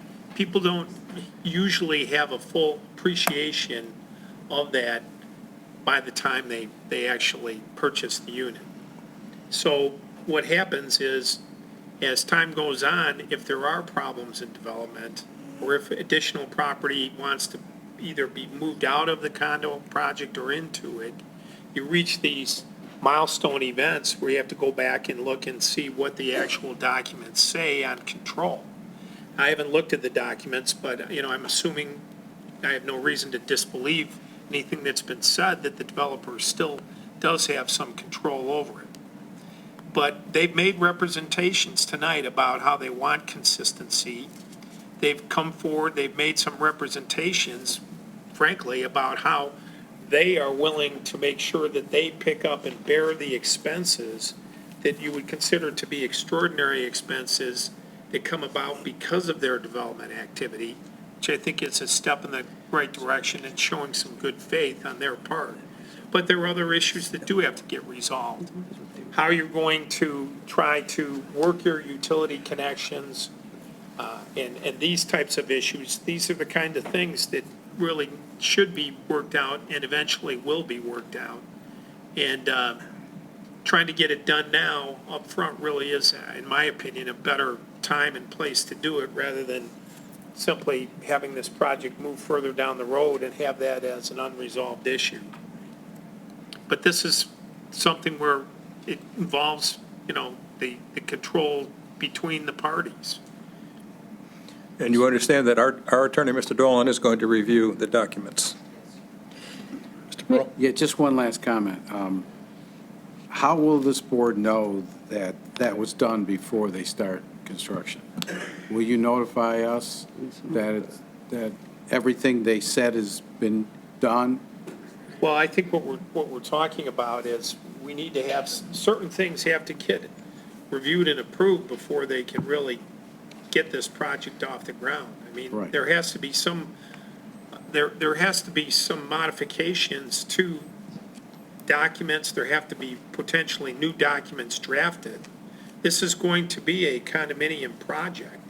So it's either going to, as was mentioned, it's going to be developed as its own freestanding condominium. I understand, but what's the signal that you're complete and they can start? How will you notify us, and how, so we can notify the residents that that's been done? And 10 years from now, we don't look back and say, oh, we forgot to do it. How will we know? You're going to meet with them in the future before they start construction to review all that and to put all the motion that we made. Yeah, and what I can say is this, is that in other projects that we have, as these developers know, we look at master deeds and bylaws, and it typically occurs in the engineering approval process. Easements have to be included within drawings. Okay, I agree, I'm familiar with it. Can you just make sure you send a letter to the board saying that this has all been completed? Yes. Mr. Pearl, we haven't done an engineering review. They have not submitted engineering drawings. Right. So as part of our engineering review, we usually make sure that easements are in place. We can add on our checklist some master deed and bylaws and sign off from Jack, if that makes you more comfortable, so you know. I just want to know that it's been completed so we can notify I mean, the to be residents. perfectly honest, some of this really is going to involve what I'll call communication and negotiation between the existing development and the developers. And I can't agree. sit in on that. I'm not their attorney. I agree. I mean, I certainly will act on behalf of the township. But you know our intent. Absolutely. Right.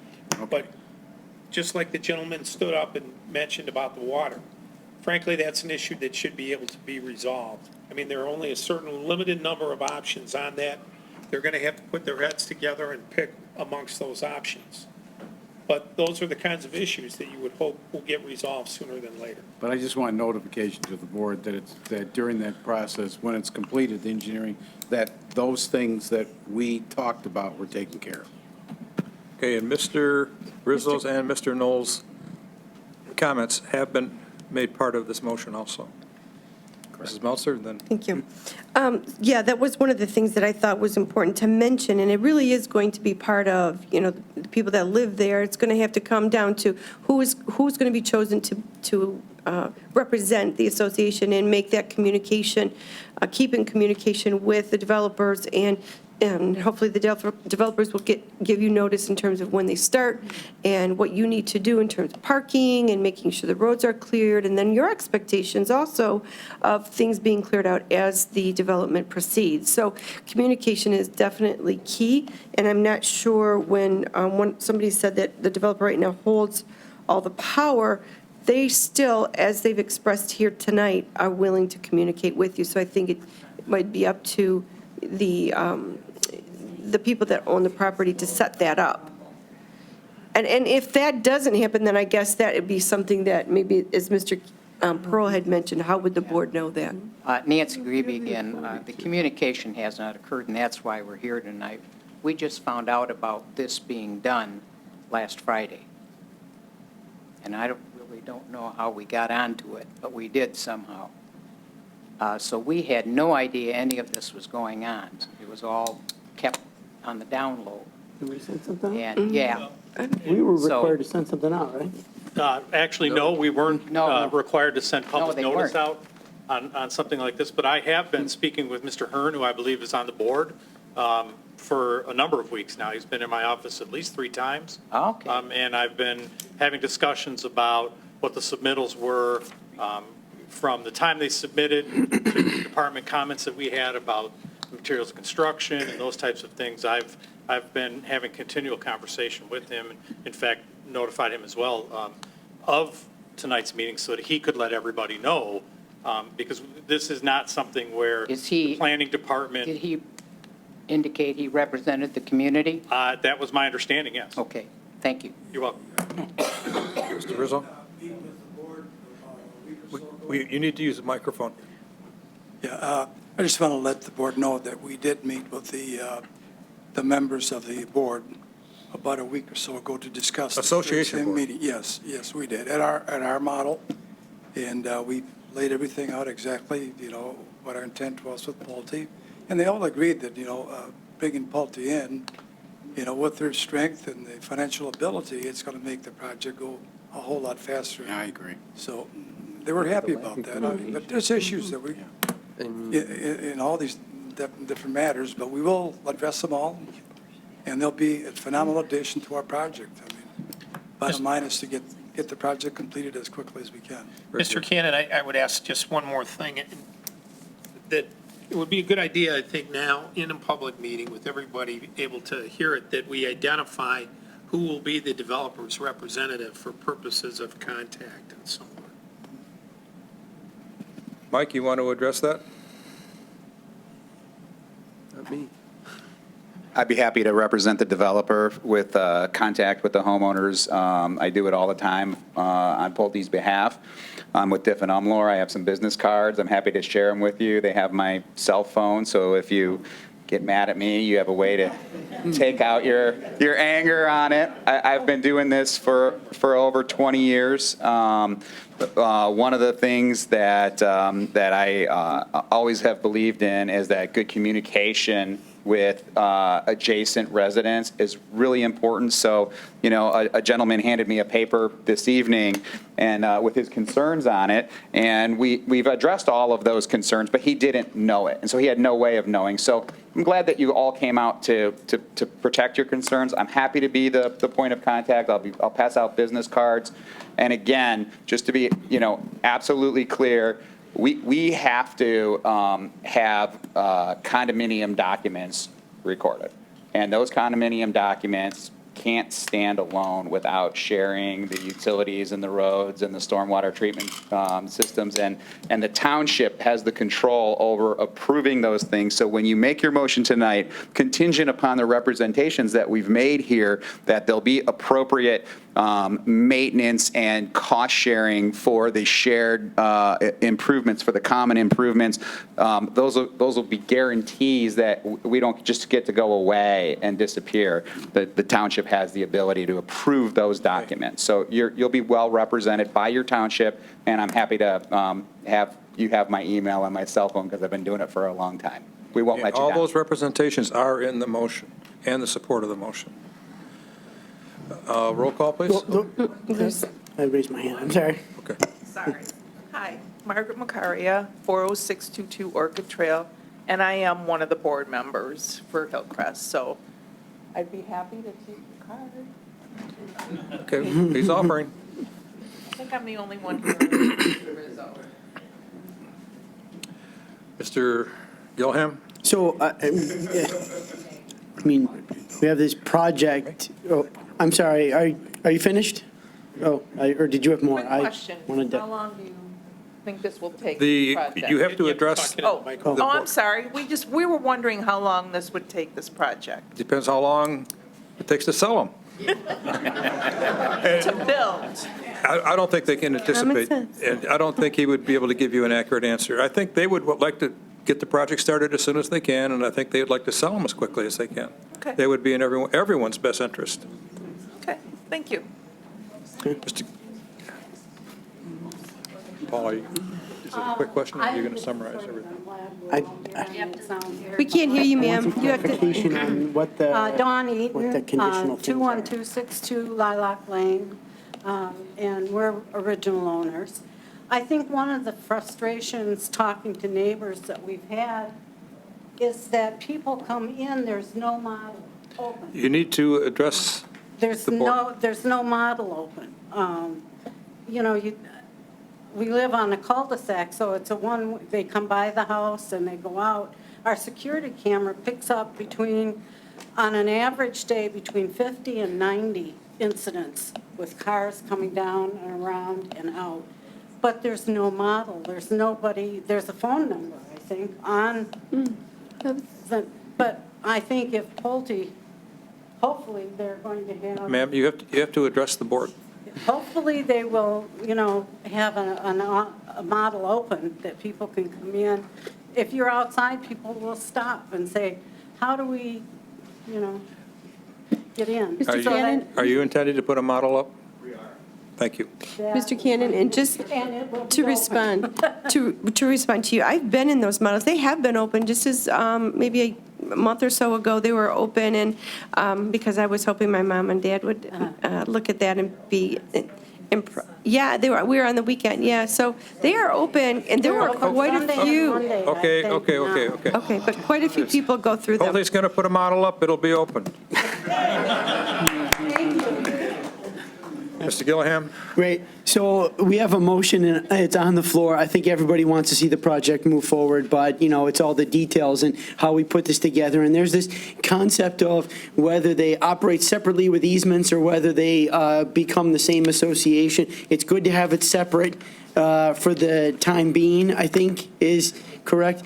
But what I'm not sure on is what is the motion that we're making. We're approving a conditional rezoning agreement contingent upon engineering, contingent upon, all these site plan approvals, but I'm not sure what the conditions are that have to be agreed upon with the condo association and the builder. We went through that. And so, is there a way to just quickly summarize, like, what those issues are, what they have to agree on?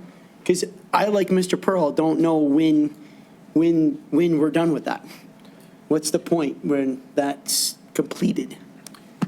Well, I think what we try to iterate is that we have to look at what the actual existing language is in the documents. I haven't seen that. I've heard some representations about some of it, but without seeing the document, I can't say exactly what it is. I mean, it's pretty clear that there has to be a decision made of whether we're going to have, as was pointed out, two separate associations with the third master association that's got some issues between the two separate associations, whether we're going to have just two separate associations with relying solely upon things like easement agreements and so on between them, or whether we're going to essentially have a single association with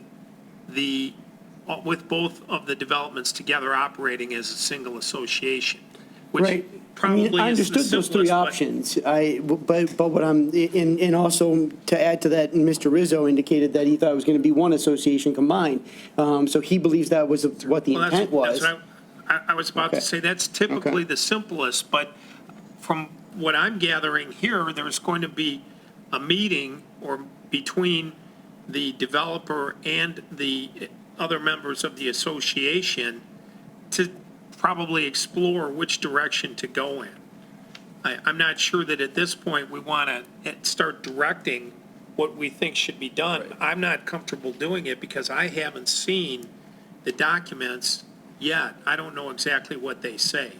For the most part, having a single association where everybody's folded into that association, one set of association and bylaws that apply to the things that people are concerned about, you know, the basketball courts and hoops and sheds and all that stuff, is usually a simpler, cleaner way to do it. But I don't want to be presumptuous and say that's how it should be at this time without looking at those documents.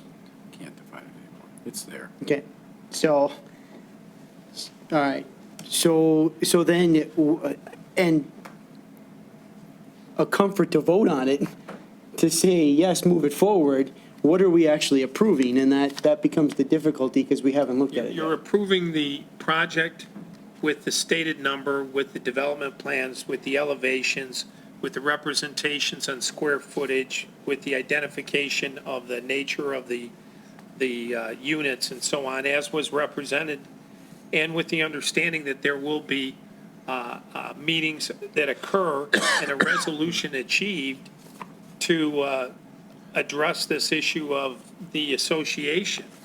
And So, as was in mentioned. other words, as the was- nature of the association, Yeah, whether as it's, your was okay. mentioned, as was mentioned by, on the suggestion of Mary, you know, that's going to have to get resolved before engineering gets approved.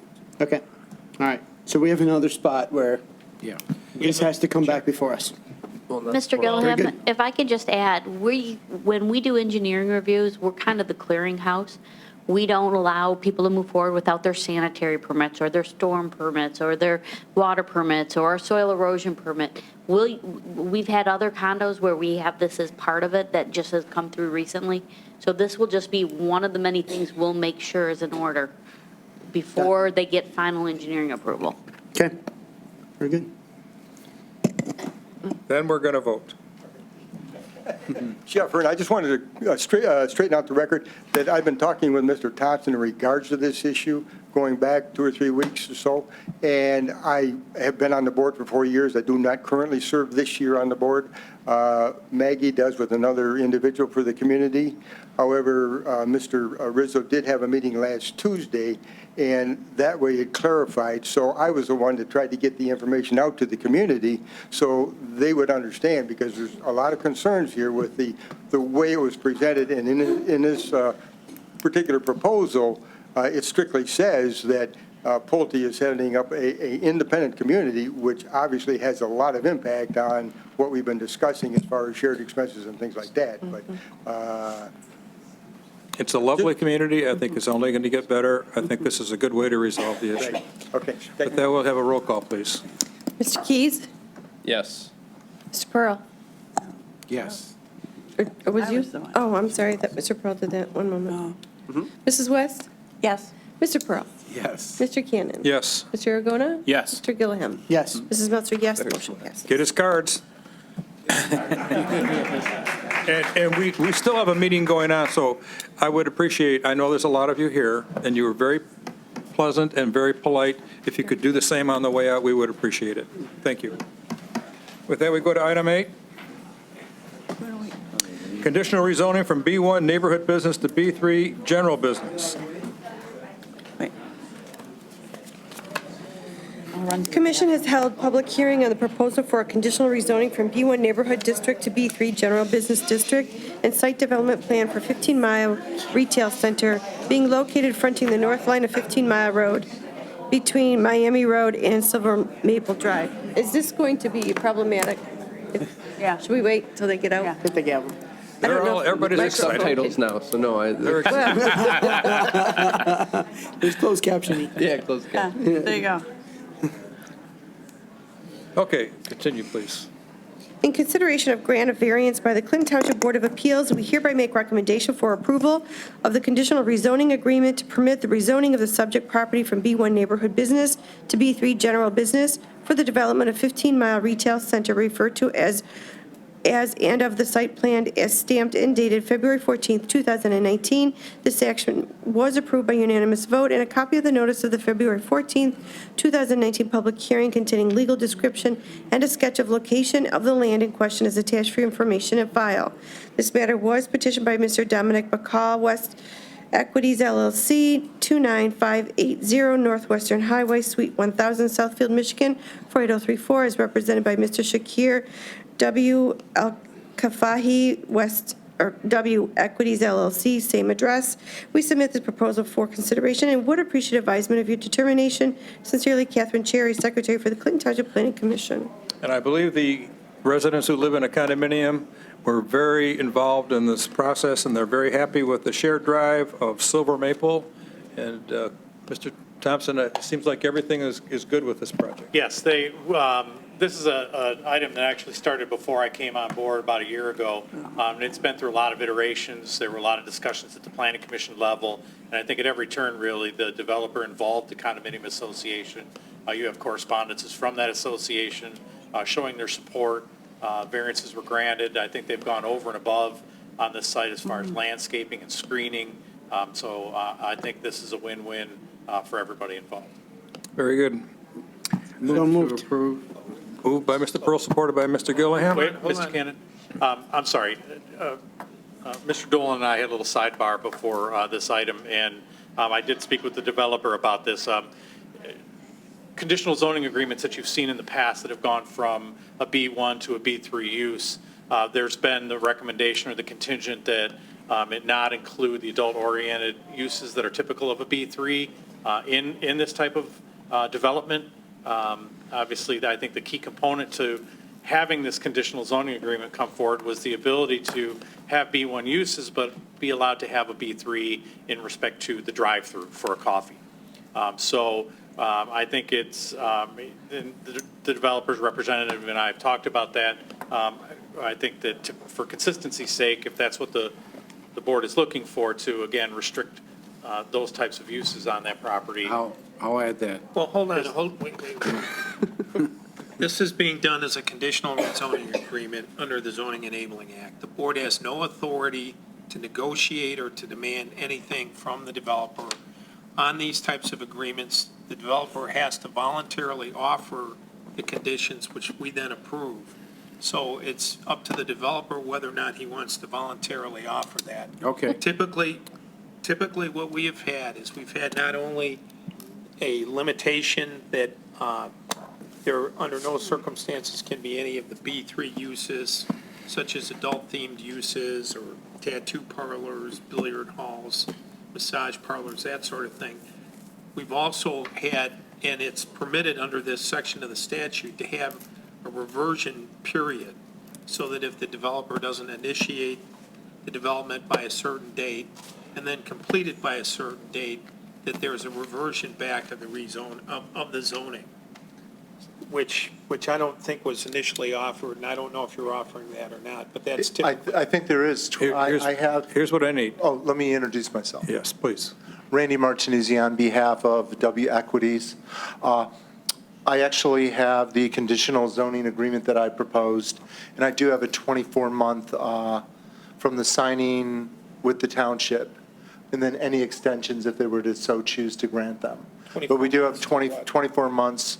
It says, in the event construction on the property is not commenced within 24 months of the signing of this agreement with the township, and any extension thereof, the property shall revert to its former, and it says B2, it should be B1, zoning classification. There is a reversionary, it's paragraph 5, within the agreement that I submitted for review. Okay, what about completing the project? I mean, that's giving you 2 full years just to get started, which typically that's I thought he said completed. Doesn't it say completed? Or- No, he said, It does say commenced. I can put completed instead of commenced. is that enough Because- time for you? Yeah, we're trying to get it out of the ground right now. Okay, that's fine if he wants to say completed, meaning that you'd have at least a temporary certificate of occupancy. So we're clear on that.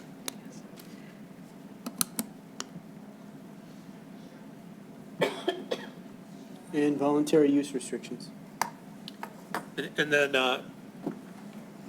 Actually, you know what, this is actually the sample. Let me pull up let me look at that paragraph It's number in 5. what I gave you. Yes, I did, and it did say B1. I was looking at something else, so it's all correct. Other than, as opposed to commenced, I'll put completed. and then you're also offering voluntarily. Yes, I actually have that language that I can read into the record if you would like. Go ahead. That would be good. The development, in addition, I would add this as to paragraph 3, and I would make it D. And say the development shall not be used for sexually oriented businesses as described in Clinton Township Municipal Code, Section 1278.02, paren, 0, paren, excuse me, O, paren, not 0, nor shall it be used for pawn brokers and tattoo parlors as described in Clinton Township Municipal Code, Section 1278.02, paren K, paren, period. Such uses shall further not be permitted with special approval under Clinton Township Municipal Code, Section 1278.04, paren K, paren. And you are voluntarily offering those? Yes, there was no intent to get a B3 for any of those purposes. Thank you. Just in that respect, Kim, you want? if you would like, I'm more than willing to show, this is the rendering of what we're putting up. Very nice. We are, I would like to tell, It's excluded. Thank you. Did you say, for clarification then, did you say it also include massage parlor? I did not have that in the language that was in the sample I had. I can add it so that we have no, Massage establishment. As long as we just put it on the record, right? and that would be, so then, It's in the center.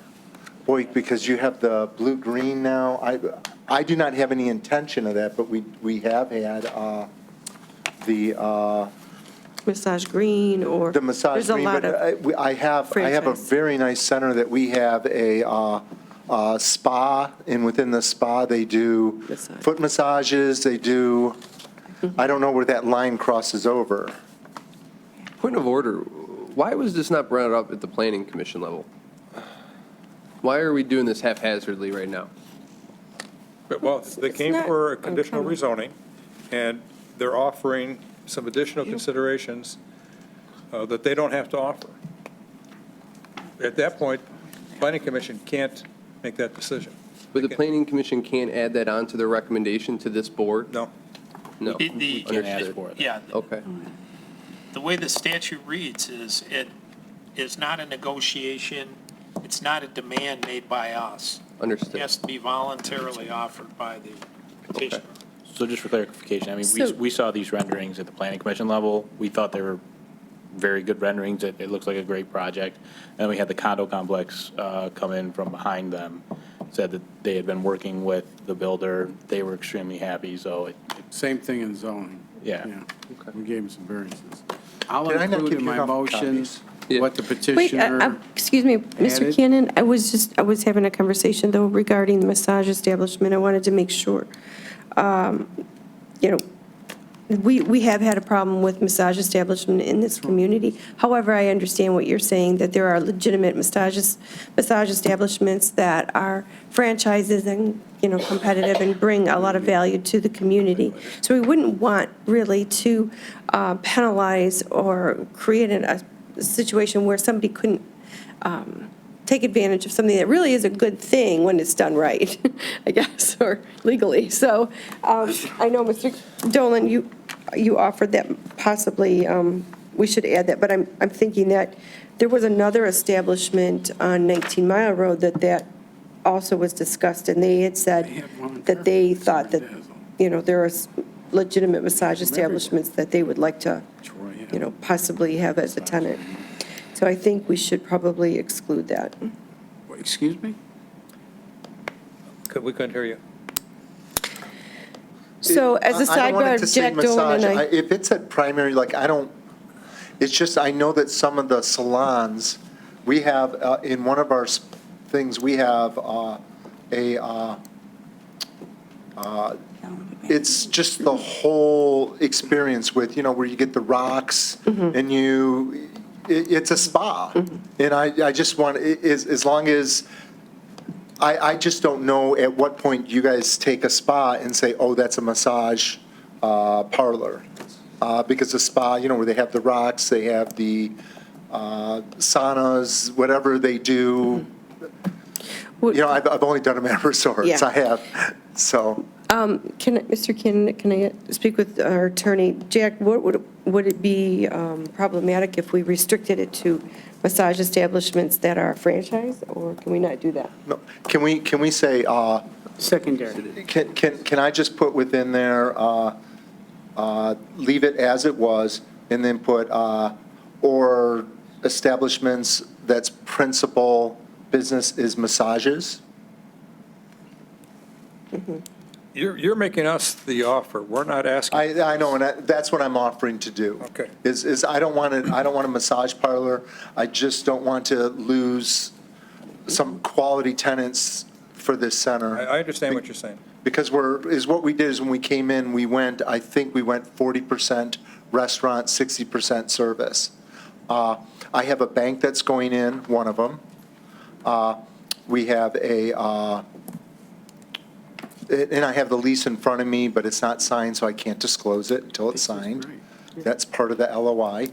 I have a national salon that's going in. And then we think we have the end cap to a smoothie juice company. But that still leaves me close to 6,000 square feet of service. Juice. And I have a great tenant that if they wanted to expand with that whole spa salon type thing, not salon within cutting hair, but, nails, pedicures, and all that I would like to do.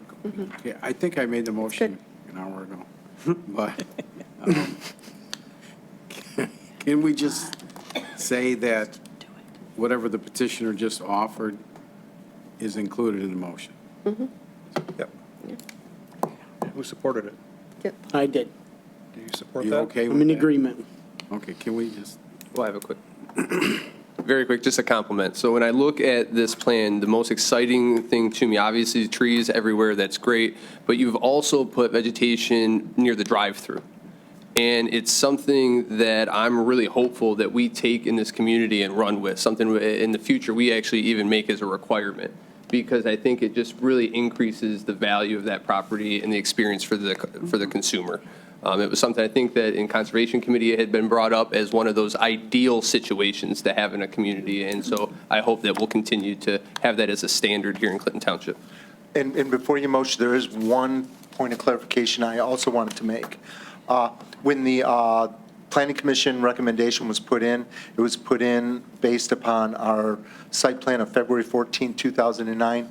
We did have to do an update to it that has been submitted, and I wanted to clear, we ran into the detention pond that we had on our preliminary site was actually encroaching upon a water main, so we had to make the detention pond smaller, and we had to add we had to pick up 30% of the water, which the new site plan shows, through underground storage. So the plan is essentially the same footprint of the building, everything's the same. We just actually decreased the above-ground detention. And we had to put it underground because we couldn't go we couldn't go on an easement. Mr. Cannon, Water main. those revised plans are part of the packet that you have. Thank you. Mr. Aragona? Yeah, and I'm taking a look at that detention pond right now. Is that, it says the side slope is a 1-to-5 ratio? Does that mean it has to be fenced in? Our ordinance is 1 on 6, does not 1 on 4, so I'd have to look at it and see how exactly is it built consistently. I'd have to look at the details on that. Okay. But usually we would have a fence around a 1 on 5. You would or would not? Would. The intention is not to have a fence because the association would not want that. If for some reason that presents an issue, I will just increase my underground detention. Yeah, I remember, I mean, this was a while ago that this came before the planning commission, but that was kind of part of the beautification, the trees and such that you guys were adding to this, that we were all very impressed with. I think we were all kind of hoping that there was going to be no fence because aesthetically it's more pleasing, but I'll kind of defer to you and Jack, of course, on that. When we go through the engineering review, we'll be looking at that. Okay. All right. And it has to do with how deep it is. I mean, I have not gone through a thorough review yet. You know, Scott's here as well, and AEW does the reviews. But we'll be sitting down with them and going through that. Okay, all right. If I can just ask the treasurer as a point of a little bit of humor here, if we do have to spend another $20,000 to add additional underground, can you go easy on our first tax bill? Yeah, I negotiate such things. No, honestly, yeah. It's an assessment, and they have state criteria that they have to follow, but I appreciate, that. it's a good try. Okay, we have a Yeah, motion it's and a good idea, support on the floor. something. Roll call, please. Mr. Pearl? Yes. Mr. Gilliam? Yes. Mrs. West? Yes. Mr. Keys? Yes. Mr. Cannon? Yes. Mr. Aragona? Yes. Mrs. Melter, yes. Motion passes. Thank you so much. Have a pleasant night. You Looking too. forward to it. Item 9, public hearing to adopt annual street lighting resolution. Whereas the Charter Township of Clinton has received bills from Detroit Edison for the following described special assessment lighting districts, which necessitate adjustment in the annual determination of such districts, and whereas in equity and fairness, each district ought to support its own lighting costs. Now therefore be hereby resolved that the following adjustments per parcel per year because of the deficiency are hereby determined against the following special assessment lighting districts, and such assessment shall be levied on the parcels therein shown. By this resolution, the Township Board of the Charter Township of Clinton, Macomb County, Michigan hereby directs the assessor to levy such amount in the column provided therefore in the regular tax roll to be assessed, levied, and collected and returned in the same manner for non-payment as all other taxes. Said district subdivision and parcels adjusted assessments per parcel per year are contained within the document. This is an annual fee.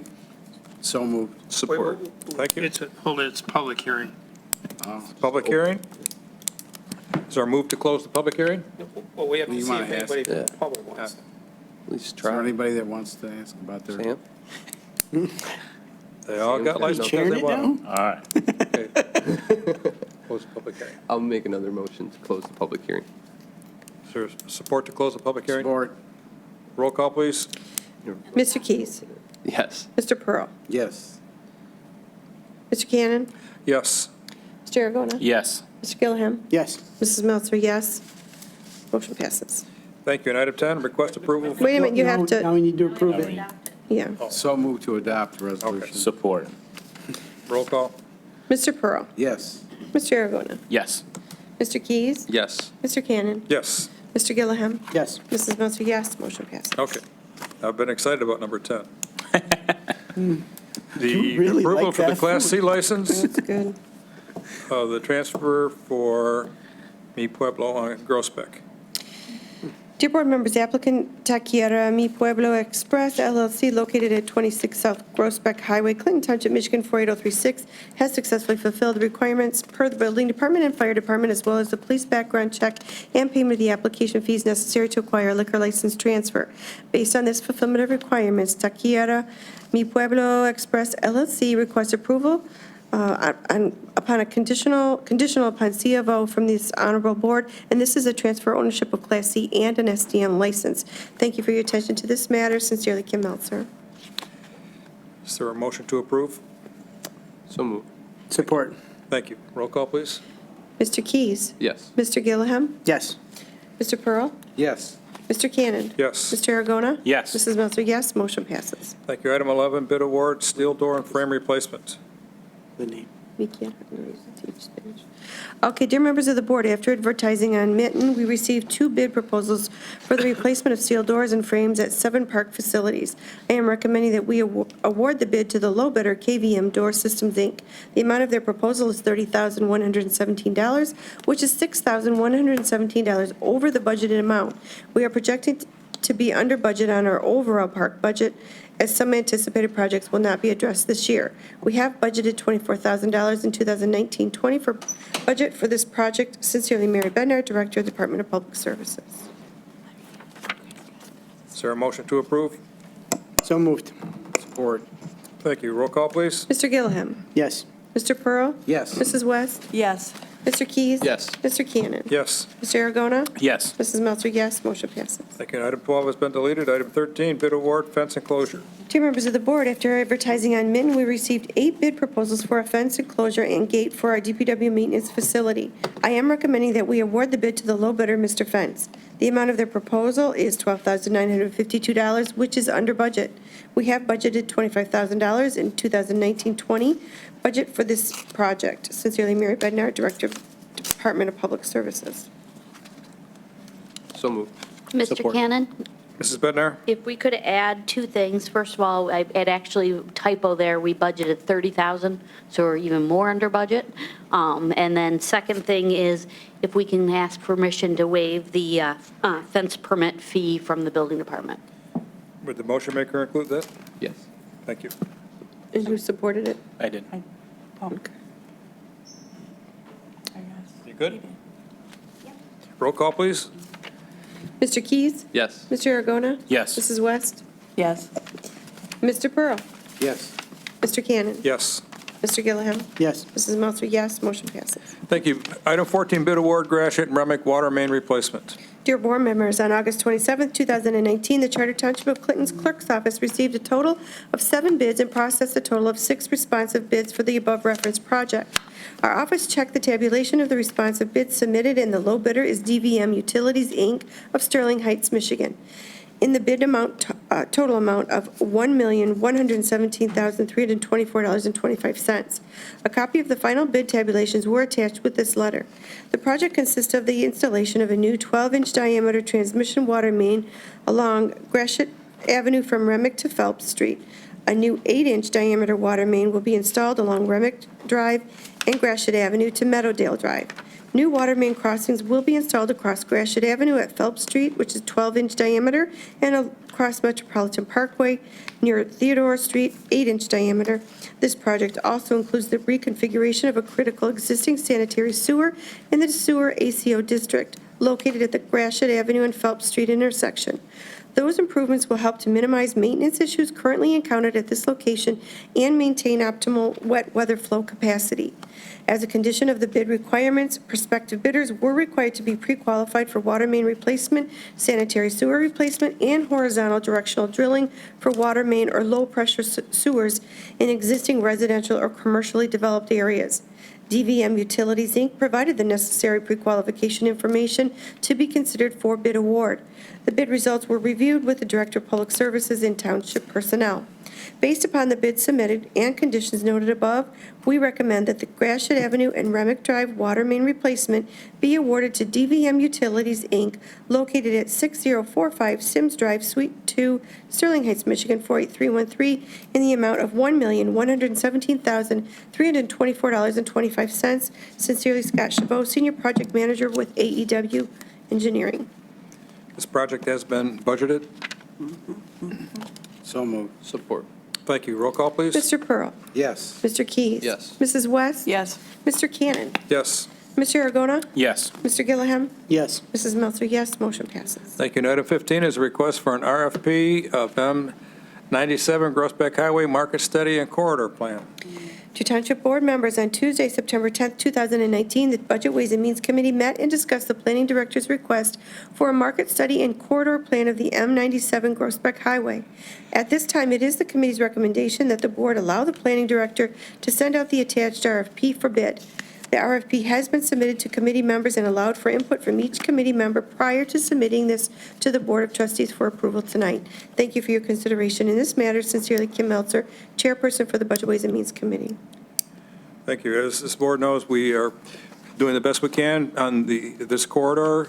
The county just came out with a very nice brochure with opportunity zones in Macomb County, and they included Clinton Township, of course, prominently in that at both ends. Well, I don't know if everyone has seen the booklet yet. I just received it today, so hopefully you'll get a copy of that, and we are going to use that aggressively in trying to help market these projects on Groesbeck Highway.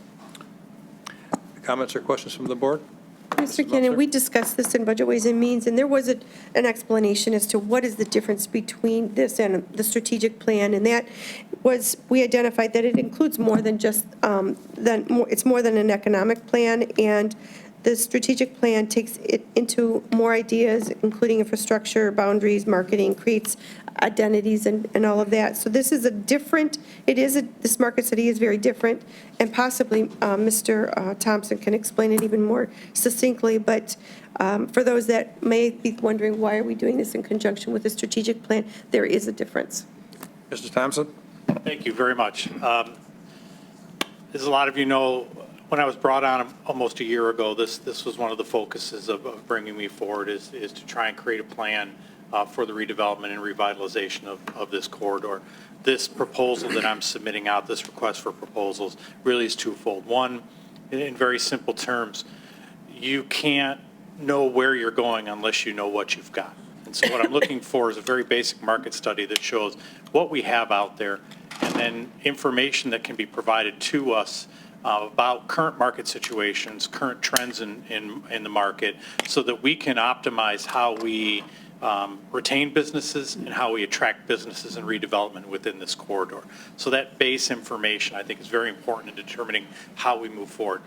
Two separate ideas in this. This market study would be, in essence, a separate type of activity, where the second part, the corridor plan, would be in essence, a little mini master plan. If you remember when we went through the master planning process, we created a designation specific to the Groesbeck corridor as a redevelopment corridor, and that is its master plan designation for future land use. So it's no coincidence that I'm bringing this forward. The corridor plan itself is an amendment to the master plan, be in essence a sub-area plan within the master plan itself.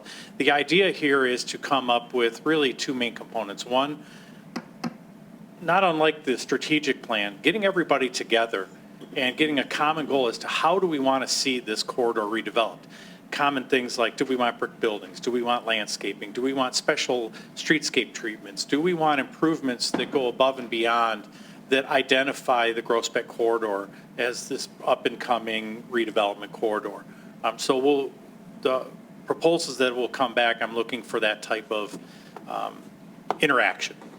Not unlike any other master plan. The second thing is to come up then with a set of site development guidelines. So when the planning department, and building department, engineering, when we're dealing with developers, we have a set of guidelines in writing that we can hand to a developer and say, we all got together, these are our minimum expectations for development or redevelopment within this corridor. These are what the buildings are expected to look like. This is what the site is expected to be developed like.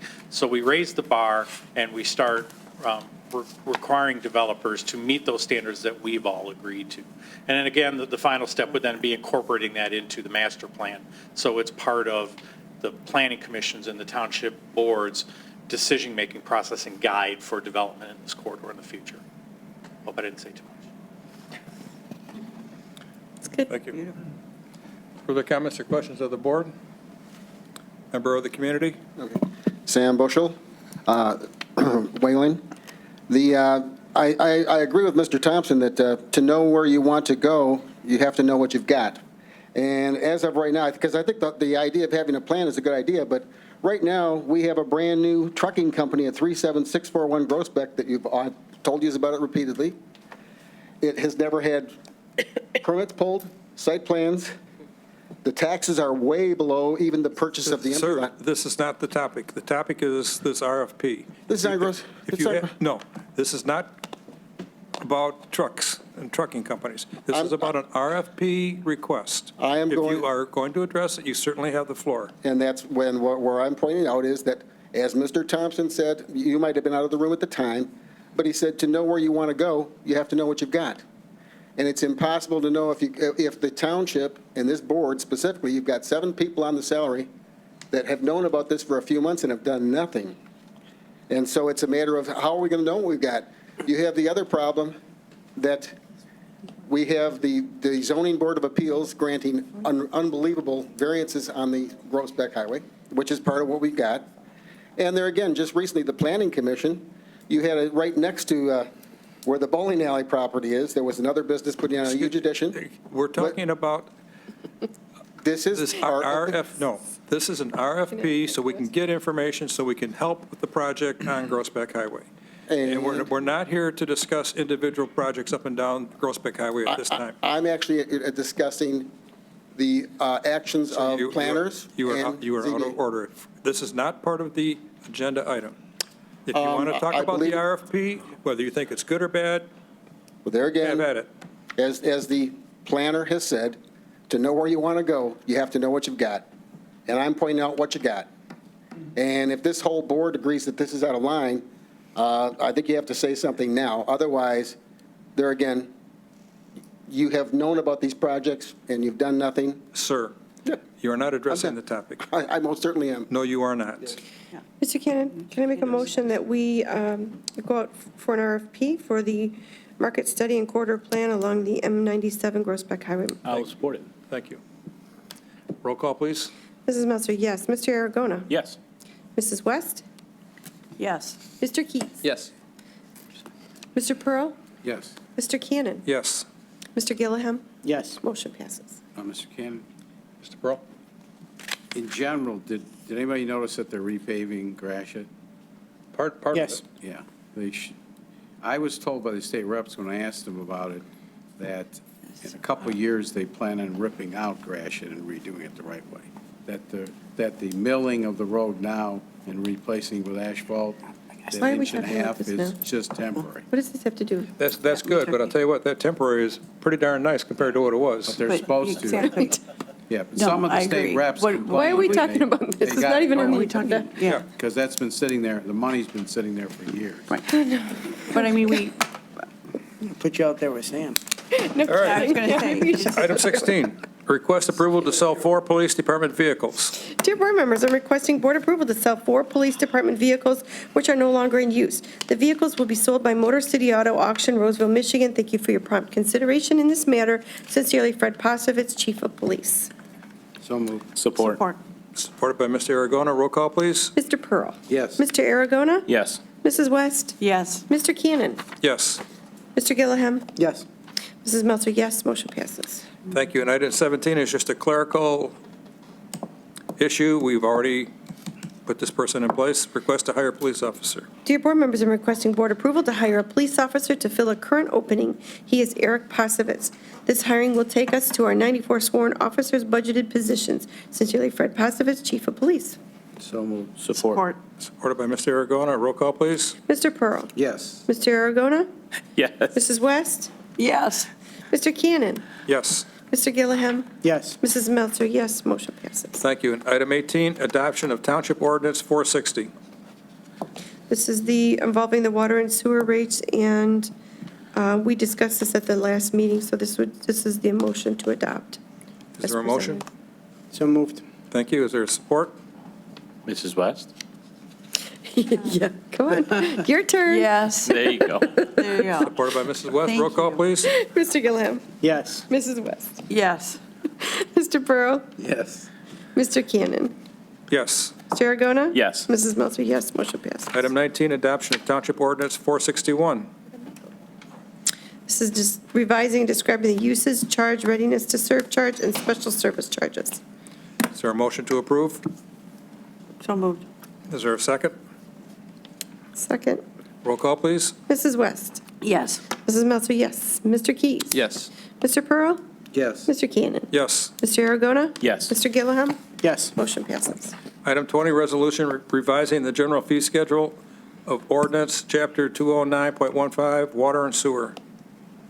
So moved. Mr. Cannon? We need a support. Oh, sorry. Support. Mrs. Bender? If we could change one wording on, it'd be on the first page, 209.15, letter A, paragraph 1, there's a asterisk that says multiply by following meter equivalent ratio for every meter set in place, except as provided in code section 1040.13M. If we could add as except when used as a deduct meter. 1040.13M is the deduct, but this will help clarify what that is instead of having to always go and look at it. And the language is what, except when used as a deduct When meter? used meter. as a deduct meter. That just And I can give you further a markup. clarifies it. Yeah, Which is what 1040.13M. I'm willing to make that addition and change. Yep. It's just clarifying it further. Right. Is the supporter good with that? Yes. Okay. Roll call, please. Mrs. Meltzer, yes. Mr. Aragona? Yes. Mrs. West? Yes. Mr. Keys? Yes. Mr. Pearl? Yes. Mr. Cannon? Yes. Mr. Gilliam? Yes. Motion passes. Thank you. And item 21 is a minor change to our building department fee schedule as the electrical code has changed this year, and this is just bringing it up to date. So moved. Support. Thank you. Roll call, please. Who made this, Mrs. West? Was it? I No, made the the motion. support. No, who Keys and supported? Mrs. Yeah. West. Mr. Keys? Yes. Mrs. West? Yes. Mr. Pearl? Yes. Mr. Cannon? Yes. Mr. Aragona? Yes. Mr. Gilliam? Yes. Mrs. Meltzer, yes. Motion passes. Item 22, request approval to amend travel and expense reimbursement policy. This is to clean up the language, and so it abides by what we discussed in, previously, what we discussed in Budget Ways and Means. It updates the fee structure so that it's $1,500 that triggers board approval, and that the finance director does not have to sign off as part of the circulation of signatures for approval. Is there a motion? So moved. Is there a support? I'll support that. Roll call, please. Mr. Gordon. Yes. Yeah, just quickly, because I'm not familiar with the discussion in Budget Ways and Means. Can we talk about how this came about and why we're doing this? There was just there was a clarification, because it wasn't really supposed to be up to the planning director to go back and, I'm sorry, not planning, finance director to go back and make sure that each department had approved their expenditures or their budget. So we're really making it so that each department head takes that responsibility, signs off, knows what they budgeted for, and if there is an additional request for that, they make that request. The finance director really is kind of, it doesn't really help to have that person involved in this process because each department is responsible for making that determination. More succinctly, I thought I said it really succinctly. it's up to the director to confirm that this is within their budget, rather than finance having to do that. Okay, and then the push from 1,000 to 1,500, though, where did that come into play? We approved that at a previous board meeting. This board, okay. We did that because the request for the cost of going on these conferences have gone up. So it was getting to the point where anytime police and fire had to come and ask for requests, a lot of times they wouldn't know about these conferences until last minute. And so they would miss out on the conferences because it wasn't budgeted in there. Or if it went over the threshold to, just to go ahead and sign off on it. And so like you said, this board's already made that change. Is that necessary to include in this motion, or is this motion solely to clean up the language in terms of having the finance director as the approver rather than the department head? Both. Vice versa. Well, no, it's Department both. head rather than the finance. Yeah. At the initial board meeting, I voted against changing it from 1,000 to 1,500. So I wouldn't want to give support to that action by voting yes on this. I don't know but I'd like to support the department heads in being able to take more accountability on their budget. That's fine. So if we need to separate those two, that would be a request that I have. But since that was already done, I don't know that. Then This that's is what I'm just asking, clean, if it's this is necessary. just clarifying that language. Okay. It's just further clarifying it. So by voting yes on this. You're not really voting on that. That dollar That amount. change, That's no. what I It's want just to to clean clarify. it up, yep. Thank you. Further questions? Mr. Aragona? Yes. Mr. Cannon? Yes. Mrs. West? Yes. Mr. Keys? Yes. Mr. Pearl? Yes. Mr. Gilliam? Yes. Mrs. Meltzer, yes, motion passes. Thank you. Item 24, request to amend committee guideline appointment process and automatically post. Dear Township Board members, on Tuesday, September 10th, 2019, the Budget Ways and Means Committee met and discussed the current committee posting policy. At this time, it is the committee's recommendation that the board shorten the posting to 30 days from the current 60-day posting, keeping the introduction of applicants and the appointment of applicants as listed in the current procedure. The committee also suggests that the board allow for any unfilled positions to be automatically reposted by the administrative assistant. Thank you for consideration in this matter. Sincerely, Kim Meltzer, Chairperson for Budget Ways and Means Committee. So, Mr. Cannon, if I can, as explained by Stephanie Middlestat today in committee, this is really just reducing it from 90 days to really the total timeframe goes from 90 to 60 days. Yes. So moved. Support.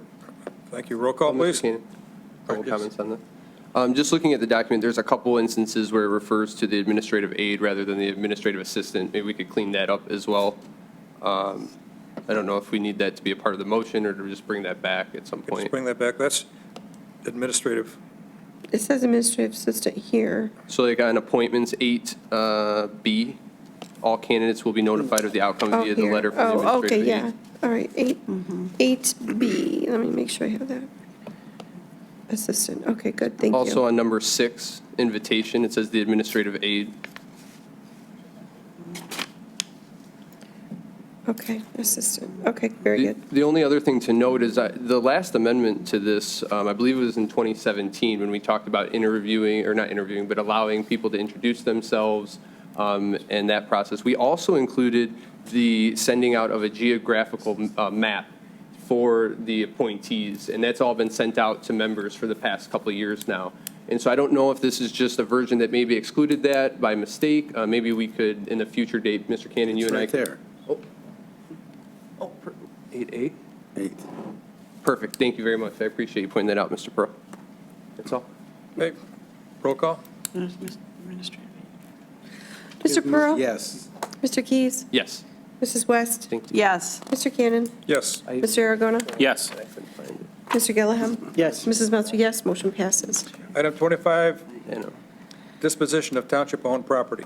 On August 29th, 2019, the Clinton Township Property Disposition Committee reviewed and offered to purchase Clinton Township-owned properties as follows. Parcels number 16-11-34-177-029, which is the 21189 Abram. Recommendation to accept the bid of $1,500 submitted by Janet Watts of 21181 Abram Street, Clinton Township, Michigan, 48035, contingent upon the subject parcel being attached to the petitioner's adjacent parcel. We submit this recommendation for your consideration. Sincerely, Bruce Thompson, Department of Planning and Community Development Director. I would recommend this is a very good use of the property. I'll make a motion to approve. Thank you. Second. And it will be attached It will be. to the purchaser's property. Roll call? Is that Mrs. West or myself or did you, I seconded it, but Yes. I thought I heard other people do it too. No, so- Mrs. West, and you. Okay, Mrs. West? Yes. Mrs. Meltzer, yes. Mr. Keys? Yes. Mr. Pearl? Yes. Mr. Cannon? Yes. Mr. Aragona? Yes. Mr. Gillaham? Yes. Motion passes. Thank you. Item 26, for the I good can fellows to speak to place, that. Thank you. I'm sorry. Mm-hmm. No, item 26. Yeah. for the good Oh, I'm fellows to sorry. place their banners in their normal locations I'm sorry. for the spaghetti dinner. I apologize, Mr. Keenan. I thought we were on the statement of necessity. So moved. We are. Is there a second for the good fellow banners? Support. Supported by Mr. Aragona. Roll call, please. Mr. Keys? Yes. Mr. Aragona? Yes. Mrs. West? Yes. Mr. Pearl? Yes. Mr. Cannon? Yes. Mr. Gillaham? Yes. Mrs. Meltzer, yes. Motion passes. Item 27, adopt and approve statement of necessity. Thank you, Mr. Cannon. My associate, the Director of Public Services, thought I wanted to shout out about good spaghetti being served. Actually, I did want to speak to the two resolutions. What I would ask at this time is for the board first to consider adopting the resolution, including the statement of necessity and resolution of necessity first. And what this does is this declares and determines that it's necessary to acquire the 10-foot easement of property on Lipke Road in order to allow us to put in and replace a water main that's in poor condition and needs replacement. This is the last parcel on Lipke we were unable to secure any sort of easement on. And following the adoption of the statement of resolution and resolution of necessity, we'll act next on the declaration of taking, and then I'll be proceeding to court. I did speak to the property owner on Friday. I had a nice conversation with her, and she told me she would get back to me today. She didn't do that.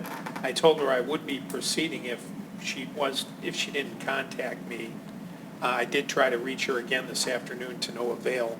So at this point, I'd rather just keep things moving. We can still hopefully work something out, but the next step will be actually proceeding in court on this matter. So I would ask simply that you adopt the statement and resolution of necessity as presented, authorizing Mr. Cannon to execute. Thank you. And failure to do this means one of two things. Either a very important project doesn't get started and completed, or the cost of the project goes up dramatically. So is there a motion to approve? So moved. Support. Roll call, please. Mr. Gilliam? Yes. Mr. Aragona? Yes. Mrs. West? Yes. Mr. Keys? Yes. Mr. Pearl? Yes. Mr. Cannon? Yes. Mrs. Meltzer, yes, motion passes. And item 28, Mr. Dolan, I missed what the closed session item We is. still have the other We need to do motions. the, so we did the statement Oh, in necessity, now we need to do the next. yeah. okay. Next, I'd ask the board to adopt as presented the declaration of taking, which declares the taking of the property, and it refers to the parcel number, it refers to the 10-foot easement description, and the compensation of $1,000. So please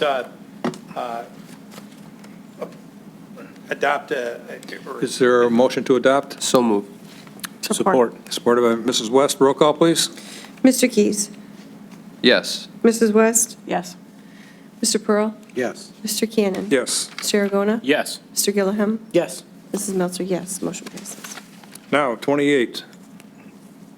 Closed session, we will not be coming out, so cable can close down. So moved. Support. Supported by Mr. Aragona Mr. Keys? That's to, Yes. for pending litigation, for pending litigation. Ambe versus Clinton Township.